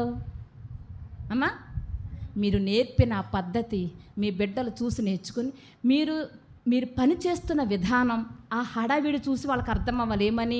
ఒరే, ఈరోజు మందిరంలో ప్రార్థన ఉందా ఏంటి? మా అమ్మ హడావిడిగా పని చేస్తుంది. నీ పనిని చూసి నీ బిడ్డలు అర్థం చేసుకోవాలి. అమ్మో, ఈరోజు ప్రార్థనకి వెళ్ళాలేమో మేము, అందుకే మా అమ్మ ఏం చేస్తుంది? మిషన్ కన్నా ఎక్కువ వేగంతో పనిచేస్తుంది. సోదరిలారా, నువ్వే ప్రార్థన మాని ఆ సోఫాలో కూర్చుని కాళ్ళు ఊపుకుంటా ఆ వ్యర్థమైన వాటి ముందు కూర్చుంటే నీ పిల్లలు అంతకన్నా వ్యర్థమైన చెత్త ముందు కూర్చుంటారు. నువ్వు టీవీ ముందు కూర్చుంటే వాళ్ళు ఫోన్ ముందు కూర్చుంటారు. అంతే కదా? తల్లిని బట్టే ఎవరు అంతే. నువ్వు దేని ముందు కూర్చుంటావు వాళ్ళు దాని ముందే కూర్చుంటారు. ఆఖరికి పిల్లల్ని ఎలా తయారు చేస్తామంటే దేవునికి పనికొచ్చేవాళ్ళు కాదు, సైతానికి పనికొచ్చేవాళ్ళుగా తయారవుతారు వాళ్ళు. నీ పిల్లలు దేనికి ఉపయోగపడతారంటే ఎవరికే? నెంబర్ 1గా ఉపయోగపడతారు. ఎవరికే? సైతాన్ గాడికి. ఎందుకంటే అలా పెంచావు నువ్వు, అది నేర్పావు నువ్వు. ప్రారంభ ప్రార్థన కన్నా ముందొచ్చి కూర్చుని అలవాటు మనకుంటే మన బిడ్డలు కూడా రేపు పెద్ద ఎప్పుడు వస్తారు? ఒకవేళ మనం అందుబాటులో లేకపోయినా వాళ్ళకి ఏం అలవాటు అవుతుంది? ప్రారంభ ప్రార్థన కన్నా ముందెళ్ళి కూర్చోవాలి. రోయ్, మా అమ్మ నేర్పింది ఇది. మనమే పాటలు అయిపోయాక సగం వాక్యం అయిపోయాక వచ్చామనుకోండి, పిల్లలు కూడా ఏం చేస్తారు? రేపు పొద్దున్న ముగింపు ప్రార్థనకు వస్తారు. ఎప్పుడు వస్తారమ్మా? చెప్పాలి గట్టిగా. ముగింపు ప్రార్థనకు వచ్చి తొందరగా టైం అయిపోతుంది, ఇంకా ముగించట్లేదు వీళ్ళు. ఎప్పుడొచ్చి ప్రసంగం ముగింపులో వచ్చి టైం అయిపోతుంది, అంకులు ఇంకా వదలట్లేదే. అంత దరిద్రమైన అలవాటు ఎవరు నేర్పారు అమ్మా? పక్కింటోళ్ళ? ఎవరు నేర్పారు? సైతానుగాడా? ఎవరు నేర్పారు? అంతే, నువ్వే నేర్పావు. నువ్వు నేర్పుకున్నదే ఒక రోజు నువ్వు కళ్ళారా చూస్తావు. నువ్వు నేర్పుకున్నదే కళ్ళారా చూస్తావు. సోదరిలారా, నీ కుటుంబాన్ని ఆ A+ గ్రేడ్లోకి తీసుకెళ్లాలన్నా, చండాలపు సీలో ఉంచుకోవాలన్నా ఎవరి చేతిలో ఉంది? చెప్పాలి గట్టిగా అందరూ. మీ చేతుల్లోనే, మీ చేతుల్లోనే. సోదరిలారా, జ్ఞానం కలిగిన హన్నా తన కుటుంబాన్ని దేవుడు ఆశించిన మోడల్ ఫ్యామిలీ, మాదిరికరమైన కుటుంబం యొక్క స్థాయికి తీసుకెళ్ళి కూర్చోబెట్టుకోవాలనుకుంది. అందుకనే ధన్యుడైన భర్త, ఫలించే భార్య, కానీ పనికొచ్చే పిల్లలు లేరని అంతగా గోజాడుకుంది. నా బిడ్డ దేవుని పని చేయాలనుకుంది. ఏమనుకుందమ్మా? అందరూ చెప్పాలి ఈ మాట. నిజంగా చెప్పండి, ఎంతమంది మీరు ఆ మాట అనుకున్నారు? నా పిల్లలు దేవుని పని చేయాలని. అమ్మా, అబద్ధం ఆడకుండా చెప్పండి. ఎంతమంది మీ పిల్లల్ని సేవకి ఇచ్చారు? సేవకు, దేవుని పరిచయం చేయడానికి ఎంతమంది ఇచ్చారు? ఉద్యోగం కాదురా అబ్బాయి, నువ్వు కంప్లీట్గా దేవుని సేవ చేయాలిరా, చిన్నప్పటి నుంచి ఆ క్రమంలో పెంచి బిడ్డకు అలాంటి మనసు దేవుడు ఇవ్వాలని ప్రార్థన చేసి దేవుని చేతిలో వాడబడటానికి దేవుని చేతులకు అప్పగించిన వాళ్ళు ఎంతమంది ఉన్నారు? చేతులెత్తండి. పాలు వదిలిన వెంటనే అప్పచెప్పేసిందంట దేవునికి. ఎవరిని అమ్మా? ఎంత ఎదిగినా మన వాళ్ళు ఇంకా దేవుని దగ్గర రావట్లేదు. పాలు తాగటం ఆపాడంతే. రే నాన్న, నీకు వెళ్ళిపోయే టైం వచ్చింది. ఎక్కడికి వెళ్ళిపోయే టైము? మందిరానికి వెళ్ళిపోయి ఇంక దేవుని దగ్గర ఉండిపోవాలి. అక్కడ మందిరం దగ్గర ఉండిపోవాలిరా. నీ ప్లేస్ అక్కడ, నీ ఇల్లు అది, నీ అడ్రస్ అది, నా దగ్గర కాదు. బయలుదేరు. పిల్లోని బయలుదేరదీసింది, తీసుకెళ్ళింది. రోజు పాలిచ్చేటప్పుడు చెప్పేది, ఒరే నాన్న, నువ్వు నా దగ్గర ఉండవురా, నువ్వు ఎక్కడుంటావు తెలుసా? దేవుని మందిరంలో ఉంటావు. అక్కడ దేవజనుడు ఉంటాడు, అక్కడ చాలామంది విశ్వాసులు వస్తారు. నువ్వు వాళ్ళకి ఏం చేయాలి? పరిచర్య చేయాలి. నువ్వు నా దగ్గర ఉండవు, మా ఇంట్లో ఉండవు, ఎక్కడ ఉండవు. ఇది కాదు నీ ఇల్లు, అది అది అది ఎక్కడ? ఏం చూపించింది? చెప్పాలి గట్టిగా. ఏం చూపించింది? ఎక్కడ ఉంటావు నేర్పించింది. అందుకే పిల్లోడిని తీసుకెళ్ళి మందిరంలో కూర్చోబెట్టి వస్తుంటే, నేను వస్తానమ్మా అన్నాడా? నిన్ను వదిలి ఉండనమ్మా, నేను వచ్చేస్తానమ్మా. రెండో రోజు దొంగతనంగా పారిపోయి ఇంటికి వచ్చాడా అమ్మా? పిల్లోడు మైండ్లో నూరు పోసేసింది, నా ఇల్లు షిలోహు మందిరం. నేను ఉండాల్సింది షిలోహు మందిరంలో, నేను పని చేయాల్సింది షిలోహు మందిరంలో, నేను ఉండాల్సింది దేవుని బిడ్డగా, నేను ఉండాల్సింది దేవుని పనిముట్టుగా, నేను చేయాల్సింది దీపం వెలిగించే పని, నేను చేయాల్సింది విశ్వాసులకు పరిచర్య, నేను చేయాల్సింది దైవజనుడైన ఏలీకి పరిచర్య. ప్రియులారా, ఆ బిడ్డ అప్పుడే నేర్చుకుని మందిరంలోకి వాళ్ళ అమ్మ తీసుకెళ్ళగానే ఏం చేశాడంట? అమ్మా మొక్కాడంట. ఏ బిడ్డ? పాలు తాగటం వదిలిన బిడ్డ మందిరంలోకి వెళ్ళగానే ఏం చేశాడు? మన పిల్లల మందిరంలోకి రాగానే కురుకురు ప్యాకెట్లు ఓపెన్ చేస్తారు. చిచ్చి చిచ్చి. మన పిల్లల మందిరంలోకి రాగానే లేస్ ప్యాకెట్లు ఓపెన్ చేస్తారు, తిండి బాక్స్ ఓపెన్ చేస్తారు. ప్రేమతో మనం చేస్తున్న తల్లులారా, పిల్లలు పసిపిల్లలకి ఏం తెలియదు. నువ్వు ఏమి నేర్పావో వాళ్ళు అదే నేర్చుకుంటారు. తినటం నేర్పవా, తినటమే నేర్చుకుంటారు. మందిరంలో కూర్చోవటం నేర్పవా, కూర్చోవడం నేర్చుకుంటారు. ప్రార్థన చేయటం నేర్పవా, ప్రార్థన చేయటమే చేస్తారు. లేటుగా రావటం నేర్పవా, లేటుగా వస్తారు. మానేయటమే నేర్పవా, మానేస్తారు. పిల్లల తప్పు కాదు, తల్లులమైన మందే తప్పు. నువ్వు ఎంతైనా పెట్టు, ఇంటికాడే తిండి, మందిరంలో తిండి అలవాటు చేయకూడదు పిల్లలకి. అప్పుడే వస్తారు, పర్రని దింపుతారు. మరి ఇళ్ళకాడ ఖాళీగా ఉండదు వీళ్ళకి. చిచ్చి ఉండే 2-3 గంటల మందిరంలో ప్రశాంతంగా కూర్చొని వాక్యం వినటం నేర్పాలి. ఇంకో మాట చెప్పనా, పసిపిల్లల తల్లి ఉంటారు, నెలల పిల్లలు, వాళ్ళకి ఫుడ్ పెట్టాలి. అలాంటి పిల్లలకు తప్పు లేదు. నీ పిల్లల వయసుని బట్టి నువ్వు ప్రవర్తించాలి. నెలల పిల్లలు, సంవత్సరం పిల్లలు, వాళ్ళకు ఫుడ్ లేకపోతే భయంకరంగా ఏడుస్తారు. వెనకాల కూర్చోబెట్టుకుని వాక్యం వింటా, వాళ్ళకి ఆ ఫుడ్ పెట్టుకుంటా, వాక్యం వింటా కూర్చోవడం తప్పులేదు. అది పెట్టడం కోసం ప్రార్థన మానకూడదు. ఏం చేయకూడదు? పిల్లోడికి 12 గంటలకు అన్నం పెట్టాలి కదా, ప్రార్థన అవ్వదు కదా, ప్రార్థన మానేసి పెడదాంలే. అది కాదు. ప్రిపేర్ చేసుకుని మందిరం తెచ్చుకుని వెనకాల కూర్చొని పిల్లోడికి పెట్టుకుంటా వాక్యం విను. అట్లాగా పిల్లలు మనము మందిరంలోనే, మందిర ప్రాంగణంలోనే ఉండటానికి చూడాలి కానీ ఇళ్ళకాడ ఉండటానికి అస్సలు ప్రయత్నం చేయకూడదు. మందిరపు వాతావరణంలో మన బిడ్డలు ఎదగాలి. ఏ మందిరంలో ఎదుగుతున్నారో ఆ ఒక రోజున అదే మందిరంలో నమ్మకమైన స్తంభాలుగా ఉంటారు, వాళ్ళు నమ్మకమైన పనిముట్లుగా ఉంటారు. ప్రియులారా, ఆ ఆశ నీకు ఉండాలి. ఆశగల ప్రాణాన్ని తృప్తిపరుస్తానన్న వాక్యం మీరు ఎక్కడ ఉపయోగిస్తారు చెప్పండి? ప్రభువా, ఒక బండి కొనుక్కుందాం అనుకుంటున్నానయ్యా, ఆశగల ప్రాణాన్ని తృప్తిపరుస్తానన్నావు కదా, నాకేమి ఇవ్వాలి నువ్వు? ప్రభువా, ఇల్లు కట్టుకుందాం అనుకుంటున్నాను, ఆశగల ప్రాణాన్ని నువ్వేం చేస్తానన్నా? తృప్తిపరుస్తాను, కాబట్టి నాకేమివి? అయ్యి కాదు. నువ్వు అడిగినా అడగకపోయినా ఒక టైంన దేవుడిని ఏం చేస్తాడు? నీకు ఏది ఎప్పుడు ఇవ్వాలి ఇస్తాడు, నో డౌట్. నువ్వు అడగాల్సింది ఏంటో తెలుసా? ఆత్మ సంబంధమైన కుటుంబం, ఆత్మ సంబంధం విషయాలు. దేవుడు ఆశించిన కుటుంబం స్థాయికి నీ కుటుంబం వెళ్ళాలి. A+ గ్రేడ్కి వెళ్ళిపోవాలి నీ కుటుంబం.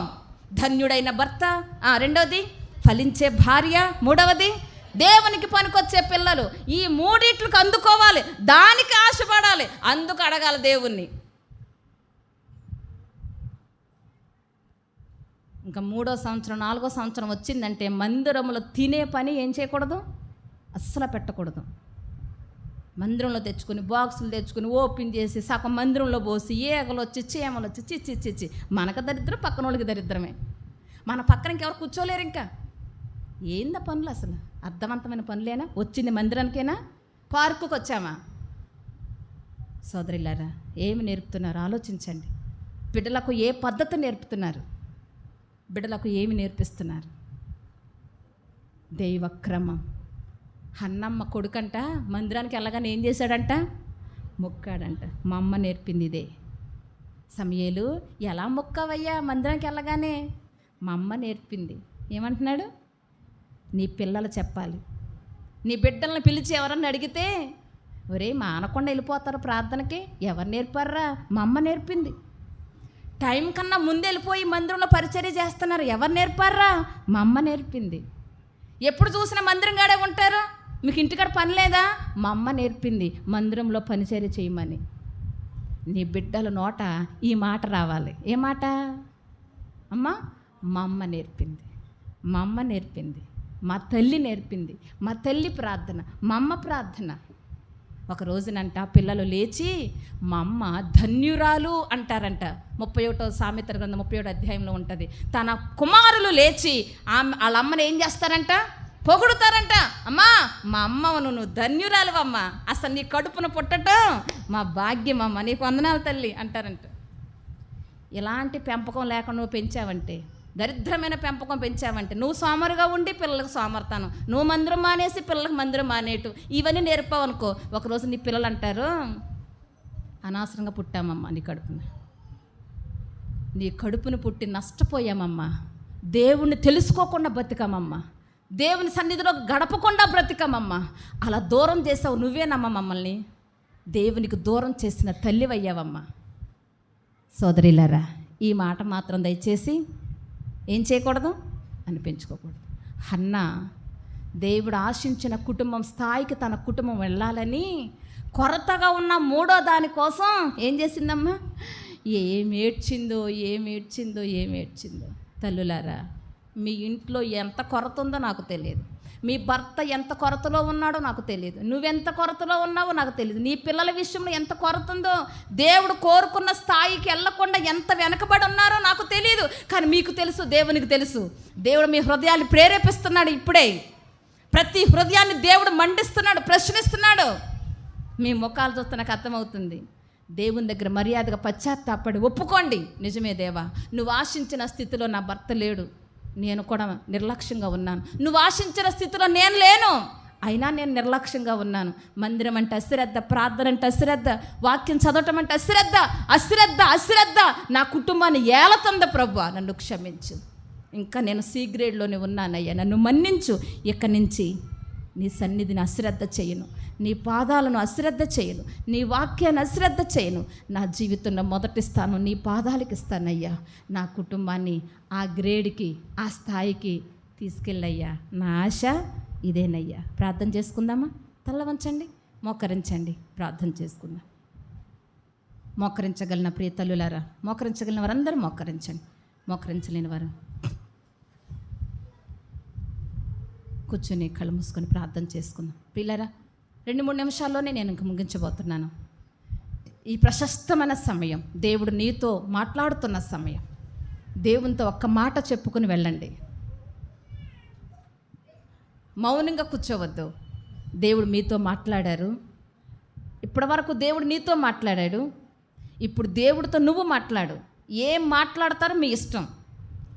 తప్పు ఒప్పుకుని వెళ్తారా, తప్పు కప్పుకుని వెళ్తారా, మీ చేతుల్లోనే ఉంది. నీ కుటుంబంలో ఉన్న కొరత, లోటు తీర్చమని అడిగి వెళ్తారా, అలాగే అశ్రద్ధగా వెళతారా, మీ చేతుల్లో ఉంది. దేవుడు ఆశించినంతటి స్థాయిలో నీ కుటుంబం లేదు కదా. ఇక నుంచైనా ప్రయాసపడతావా, పని చేస్తావా, ప్రార్థిస్తావా? దేవునికి చెప్పు, ప్రభువా నన్ను క్షమించు. నిజంగా సుఖాసక్తి కలిగిన స్త్రీలాగా నీ సన్నిధిని శ్రద్ధ చేస్తూ, ఏదో పనులున్నాయని ఏదో సాకు చెప్పుకుని మందిరం దూరం అయ్యానయ్యా, నేను దూరం అయ్యాను, నా బిడ్డల్ని దూరం చేశాను. ప్రార్థనకు నేను దూరం అయ్యాను, నా బిడ్డల్ని దూరం చేశాను. వాక్యం చదవటం నేను మానేశాను, బిడ్డలకి అలవాటు చేయలేకపోయాను. నీ భయభక్తులు ఎదగాల్సిన నేను, నా భర్త, నా పిల్లలు భక్తి అనేది, భయం అనేది అడ్రస్ లేకుండా ఉన్నాం. దేవా క్షమించండి.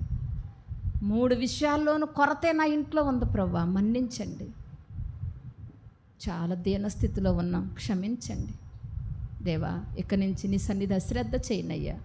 జ్ఞానం కలిగిన తల్లిలా ప్రతి దినము మొదట నీ పాదాల వద్ద నీ స్వరాన్ని విని, నీ వాక్యం చదువుకొని, నా స్వరం నీకు వినిపించి, నా ప్రతి పరిస్థితి నీకు చెప్పుకొని, అప్పుడు నా దినాన్ని ప్రారంభిస్తానయ్యా. ప్రతి దినము నీ నడిపింపుతో నడవటానికి సహాయం చేయయ్యా. నేను దైవ క్రమం కలిగి జీవిస్తూ నా బిడ్డలకు కూడా ఆ క్రమాన్ని నేర్పిస్తానయ్యా. నా భర్తకు కూడా నీ మాటలు చెబుతానయ్యా. నీ సన్నిధికి నడిపించుకునే జ్ఞానం నాకు ఇయ్యయ్యా. నా ఆశ 128వ కీర్తనలా నా కుటుంబం ఉండాలయ్యా. అయ్యా నువ్వు కోరుకున్న ఆ స్థాయికి నా కుటుంబాన్ని చేర్చవా తండ్రి? నువ్వు కోరుకున్న ఆ స్థాయికి నా కుటుంబాన్ని తీసుకెళ్ళవా తండ్రి? ప్రార్థన చేసుకోండమ్మా, ప్రార్థన చేసుకో. మౌనంగా ఉండొద్దు. సహాయం చేసే దేవుని దగ్గరకు వచ్చాక కూడా మౌనంగా ఉండొద్దు. ప్రార్థన ఆలకించే దేవుని దగ్గరకు వచ్చాక కూడా మౌనంగా ఉండొద్దు. అడగండి. ఇక నుంచి సాధన చెయ్యండి, ఇక నుంచి శ్రద్ధ పెట్టి పని చేయండి. అశ్రద్ధ చెయ్యొద్దు. అశ్రద్ధ అనేది, నిర్లక్ష్యం అనేది నీ జీవితంలోకి రాకుండా జాగ్రత్త పడు. దేవుని సన్నిధిలో, దేవుని మందిరంలో గడపటానికి పరుగులెత్తండి ప్రియులారా. అంత దూరం నడిచెళ్ళిందే హన్నా, కిలోమీటర్లు నడిచిందే. నీకు ఆ బాధ లేదు కదా? అయినా నువ్వు మానేస్తున్నావంటే దేవుని సన్నిధిలో నువ్వు లెక్క చెప్పాలమ్మా. దేవుని ముందు నువ్వు దోషిగా నిలబడాలి. జాగ్రత్త. దేవుని దగ్గర క్షమాపణ కోరుకొని ఇక్కడి నుంచి శ్రద్ధగా మందిరానికి రా. నీ బిడ్డలను తీసుకునిరా, నీ భర్తతో కలిసిరా. దేవునికి ఏం చెప్పాలనుకుంటున్నారో ఒక్క మాట చెప్పి వెళ్ళండి. ఆ మాట ప్రకారం నిలబడి పని చేయండి. దయగల మా తండ్రి, మీరు మాకు అందించిన శ్రేష్టమైన మాటలకు స్తోత్రాలు. ప్రియ ప్రభువా, మీ వాక్యం చేత మాతో మాట్లాడారు. నువ్వు కోరుకున్న కుటుంబం, నువ్వు ఆశించిన కుటుంబం ఎంత గొప్పదో. కానీ ప్రస్తుతం మా కుటుంబాలు ఏ స్థితిలో ఉన్నాయో మా కళ్ళ ముందు మీరు కట్టినట్లుగా చూపించారయ్యా. ప్రతి తల్లి తన కుటుంబం ఏ స్థితిలో ఉందో అర్థమయ్యేలా చేసినందుకు స్తోత్రాలయ్యా. ఈ కూడికల ద్వారా వారి తప్పులు ఒప్పుకొని నీ వాక్యం ద్వారా మీరు మాట్లాడుతుండగా వారి లోపాలను వాళ్ళు సరిచేసుకొని, దేవా, నేను సోదరులమందరూ మీరు ఆశించినంతటి స్థాయిలో మా కుటుంబాన్ని చేర్చుకోవటానికి ఈ రోజు నుంచే ప్రయాసపడటానికి, హన్నా మూలిగి ప్రార్థించినట్టుగా ప్రార్థన చేయటానికి, నా కుటుంబంలో ఉన్న కొరతల కొరకు, ఆత్మీయ కొరతల కొరకు, భర్త విషయంలో, నా విషయంలో, బిడ్డల విషయంలో, ఎవరికి వాళ్ళే కొరతల కొరకు కన్నీరు కార్చి మొర్ర పెట్టుకుని ఒక రోజున మీ సన్నిధిలో గొప్ప జవాబు పొందుకుని కుటుంబం అంతా నీ పాదాల వద్ద మోకరించి గడిపే కృపనిమ్మని, అలా ఎంతమంది తల్లులు కోరుకుని ప్రార్థిస్తున్నారో ఆ తల్లుల ప్రార్థన ఆలకించి నీ గొప్ప జవాబు దయచేయండి. ఎంతమంది తల్లులు నిర్లక్ష్యంగా ఇప్పుడు కూడా ప్రార్థన చేయకుండా ఉన్నారో వాళ్ళ హృదయాన్ని కదిలించు ప్రభువా. వాళ్ళ స్థితి ఎలా ఉందో వాళ్ళకి అర్థమయ్యేలా చేయి ప్రభువా. వాళ్ళ గమ్యం ఎంత భయంకరమైందో వాళ్ళకి అర్థమయ్యేలా చేయి ప్రభువా. వాళ్ళ కుటుంబం ఎంత నష్టంలో ఉందో వాళ్ళకి అర్థమయ్యేలా చేయి ప్రభువా. నీ వాక్యపు వెలుగులో కళ్ళు తెరుచుకుని ఇకనైనా జీవితాన్ని, కుటుంబాన్ని చక్కజేసుకునే కృపనిమ్మని, మీరు ఆశించిన స్థాయిలో ఉండటానికి కృపనిమ్మని యేసయ్య పరిశుద్ధ నామమున ప్రార్థించి వేడుకొని ప్రతిఫలం పొందినాము తండ్రి. ఆమేన్. అందరికీ వందనాలు.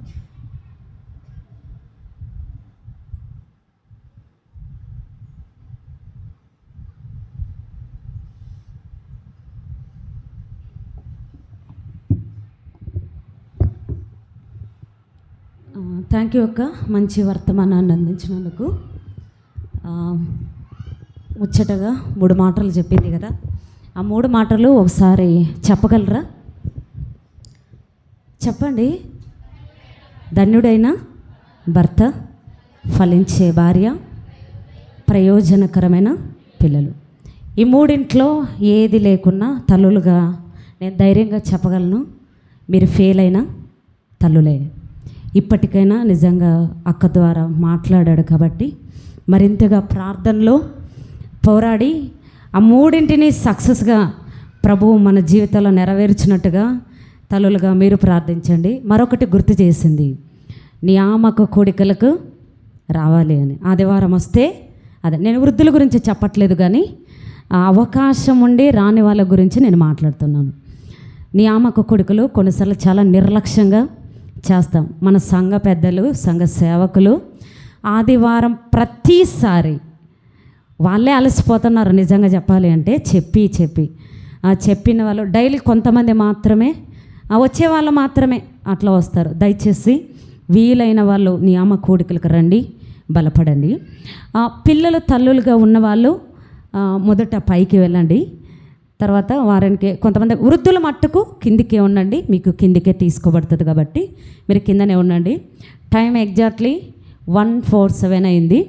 2:30 వరకు మనకి ఇచ్చారు. మీరు ఎంత తొందరగా తినగలిగి తొందరగా వచ్చి కూర్చోగలిగిన వారు అంత తొందరగా. మనకున్నది 1 డే అయిపోయింది.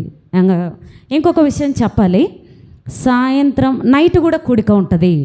దయచేసి ఇంట్లోకి వెళ్ళొద్దు. మనకి అప్పగించింది ఏంటంటే ఉందాం, విందాం, తెందాం. ఇది సండే స్కూల్ రూల్ అన్నమాట. ఇప్పుడు మనకు కూడా వర్తించింది.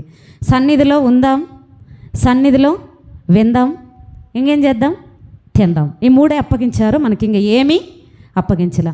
వాళ్ళే వండుతున్నారు, వాళ్ళే చేస్తున్నారు, వాళ్ళే అన్నీ వడ్డీ వార్పు చేస్తున్నారు. కనుక దయచేసి ఇండ్లకు వెళ్ళి మరలా అక్కడే ఉండే పనులు పెట్టుకోవద్దండి. ఒకవేళ వెళ్ళినా పనుల నిమిత్తం మరలా తిరిగి రండి. ఎగ్జాక్ట్లీ 7కి స్టార్ట్ అవుతుంది. మధ్యాహ్నం మళ్ళీ కూడిక ఉంది లేదని అనుకోవద్దండి.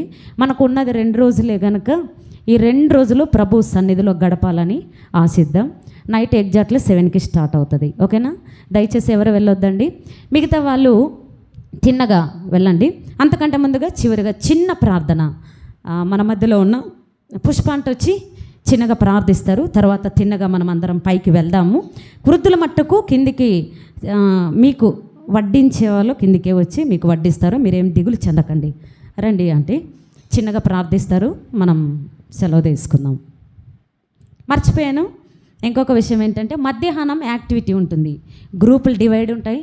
వృద్ధులు పరిగెత్తండి, పరిగెత్తగలిగిన వాళ్ళు మీరు పరిగెత్తడానికి ప్రయత్నించండి. ఎందుకంటే తింటాం కదా, నిద్ర రాకుండా ఉండటానికి. అది కూడా బైబిల్ యాక్టివిటీనే, అదర్ ఏమీ లేదు.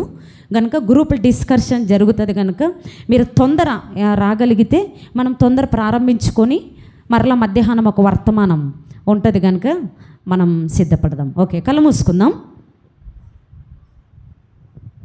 అందరికి కళ్ళు మూసినట్టయితే ప్రార్థన చేస్తున్నామండి. సమయం అయింది. దయగల నా ప్రభువ, కృపగల నా దేవ, కృపామేడ, దయమేడ, దయాదాక్షిణ నా ప్రభువ, నా నాయన, నా తండ్రి, నా ప్రభువ, నా నీకే స్తోత్రాలు వందనాలు చెల్లిస్తున్నాం నైనా. నేడు నిరంతరము ఏకరీతిగా ఉన్న దేవా నీకే స్తోత్రములు తండ్రి. నైనా నీ దాసరాల్ని తండ్రి, ఇంతవరకు నైనా అమూల్యమైన మాటలు మాకు వినిపించిన స్తోత్రం నైనా. ఆ వాక్యని తండ్రి, మాటలు తండ్రి మా హృదయంలో చేర్చుకొని నైనా గ్రహించే మనసు మాకు అందరికీ దయచేయండి నైనా. తండ్రి వింటునే మాకున్న మాటలు విని విడిచిపెట్టుకోకుండా నైనా, త్రోవ పక్కన పడిన విత్తనం కాకుండానైనా, ముండ్ల పడిన విత్తనం కాకుండానైనా మంచి నేలలో ఫలించే విత్తనాలుగా మనకందరికీ దయచేయండి నాయనా. మీరే సహాయం దయచేయమని నీ పాదాలు బట్టి వందనాలు స్తోత్రం చెల్లిస్తున్నాం నైనా. వింటున్న ప్రతి ఒక్క బిడ్డనైనా విని విడిచిపెట్టుకొని దేవా, హృదయమైన పలక మీద రాచుకొని నైనా ఆ మాటలు సరిచేసుకొని మనము మన కుటుంబాన్ని, మన భర్తను, మన పిల్లలను అనుదినం నైనా సన్నిధిలో నైనా చేరి రావటకు సహాయం దయచేయమని నీ పాదాలు బట్టి వందనాలు స్తోత్రములు చెల్లిస్తున్నాం నైనా. మందలో లేకుండానైనా, గుంపులో లేకుండానైనా మందలో చేరి రావటకు సహాయం దయచేయండి నైనా. తల్లులు వస్తే పిల్లలు రారు, పిల్లలు వస్తే తల్లులు రారు, భర్త వస్తే భార్య రారు, భార్య వస్తే పిల్లలు రారు నైనా. కుటుంబంలో ఎంతగా కొత్తగా ఉండేనైనా ఒక్కసారి నేను జ్ఞాపకం చేసుకొని ఈ దినం విన్న వాక్యాన్ని తండ్రి మనసులో పెట్టుకొని దేవా, ప్రతి కూడికకి ప్రతి ఆరాధనకి నైనా పరిగెత్తుకుంటూ వచ్చే బిడ్డలుగా అందరికీ దయచేయమని, వింటున్న ప్రతి మాటలు తండ్రి నీ బిడ్డలతో మీరు మాట్లాడి సహాయం దయచేయండి. మా హృదయాలు కూడా నైనా కదిలింపు చేసుకొని నైనా ప్రభు హృదయం పరీక్షించుకొని కృప దయచేయమని, నేను ఆ పిల్లల పట్ల మీరు కృప చూపి దయ చూపించమని, నేను ఇచ్చిన కొద్ది సమయాన్ని నీ చేతులకు అప్పగిస్తూ మేము తగ్గించుకుని వచ్చి నీకే ఘనత మహిమ ప్రభలు ఆలకించమని మా ప్రభు మా రక్షకుడైన యేసునామమున ప్రార్థించి అడిగి వేడుకుంటున్నాము తండ్రి, ఆమేన్. Thank you aunty. అందరికీ వందనాలు. దయచేసి త్వరగా తినేసి మీరు కిందికి రండి, వెళ్ళండి.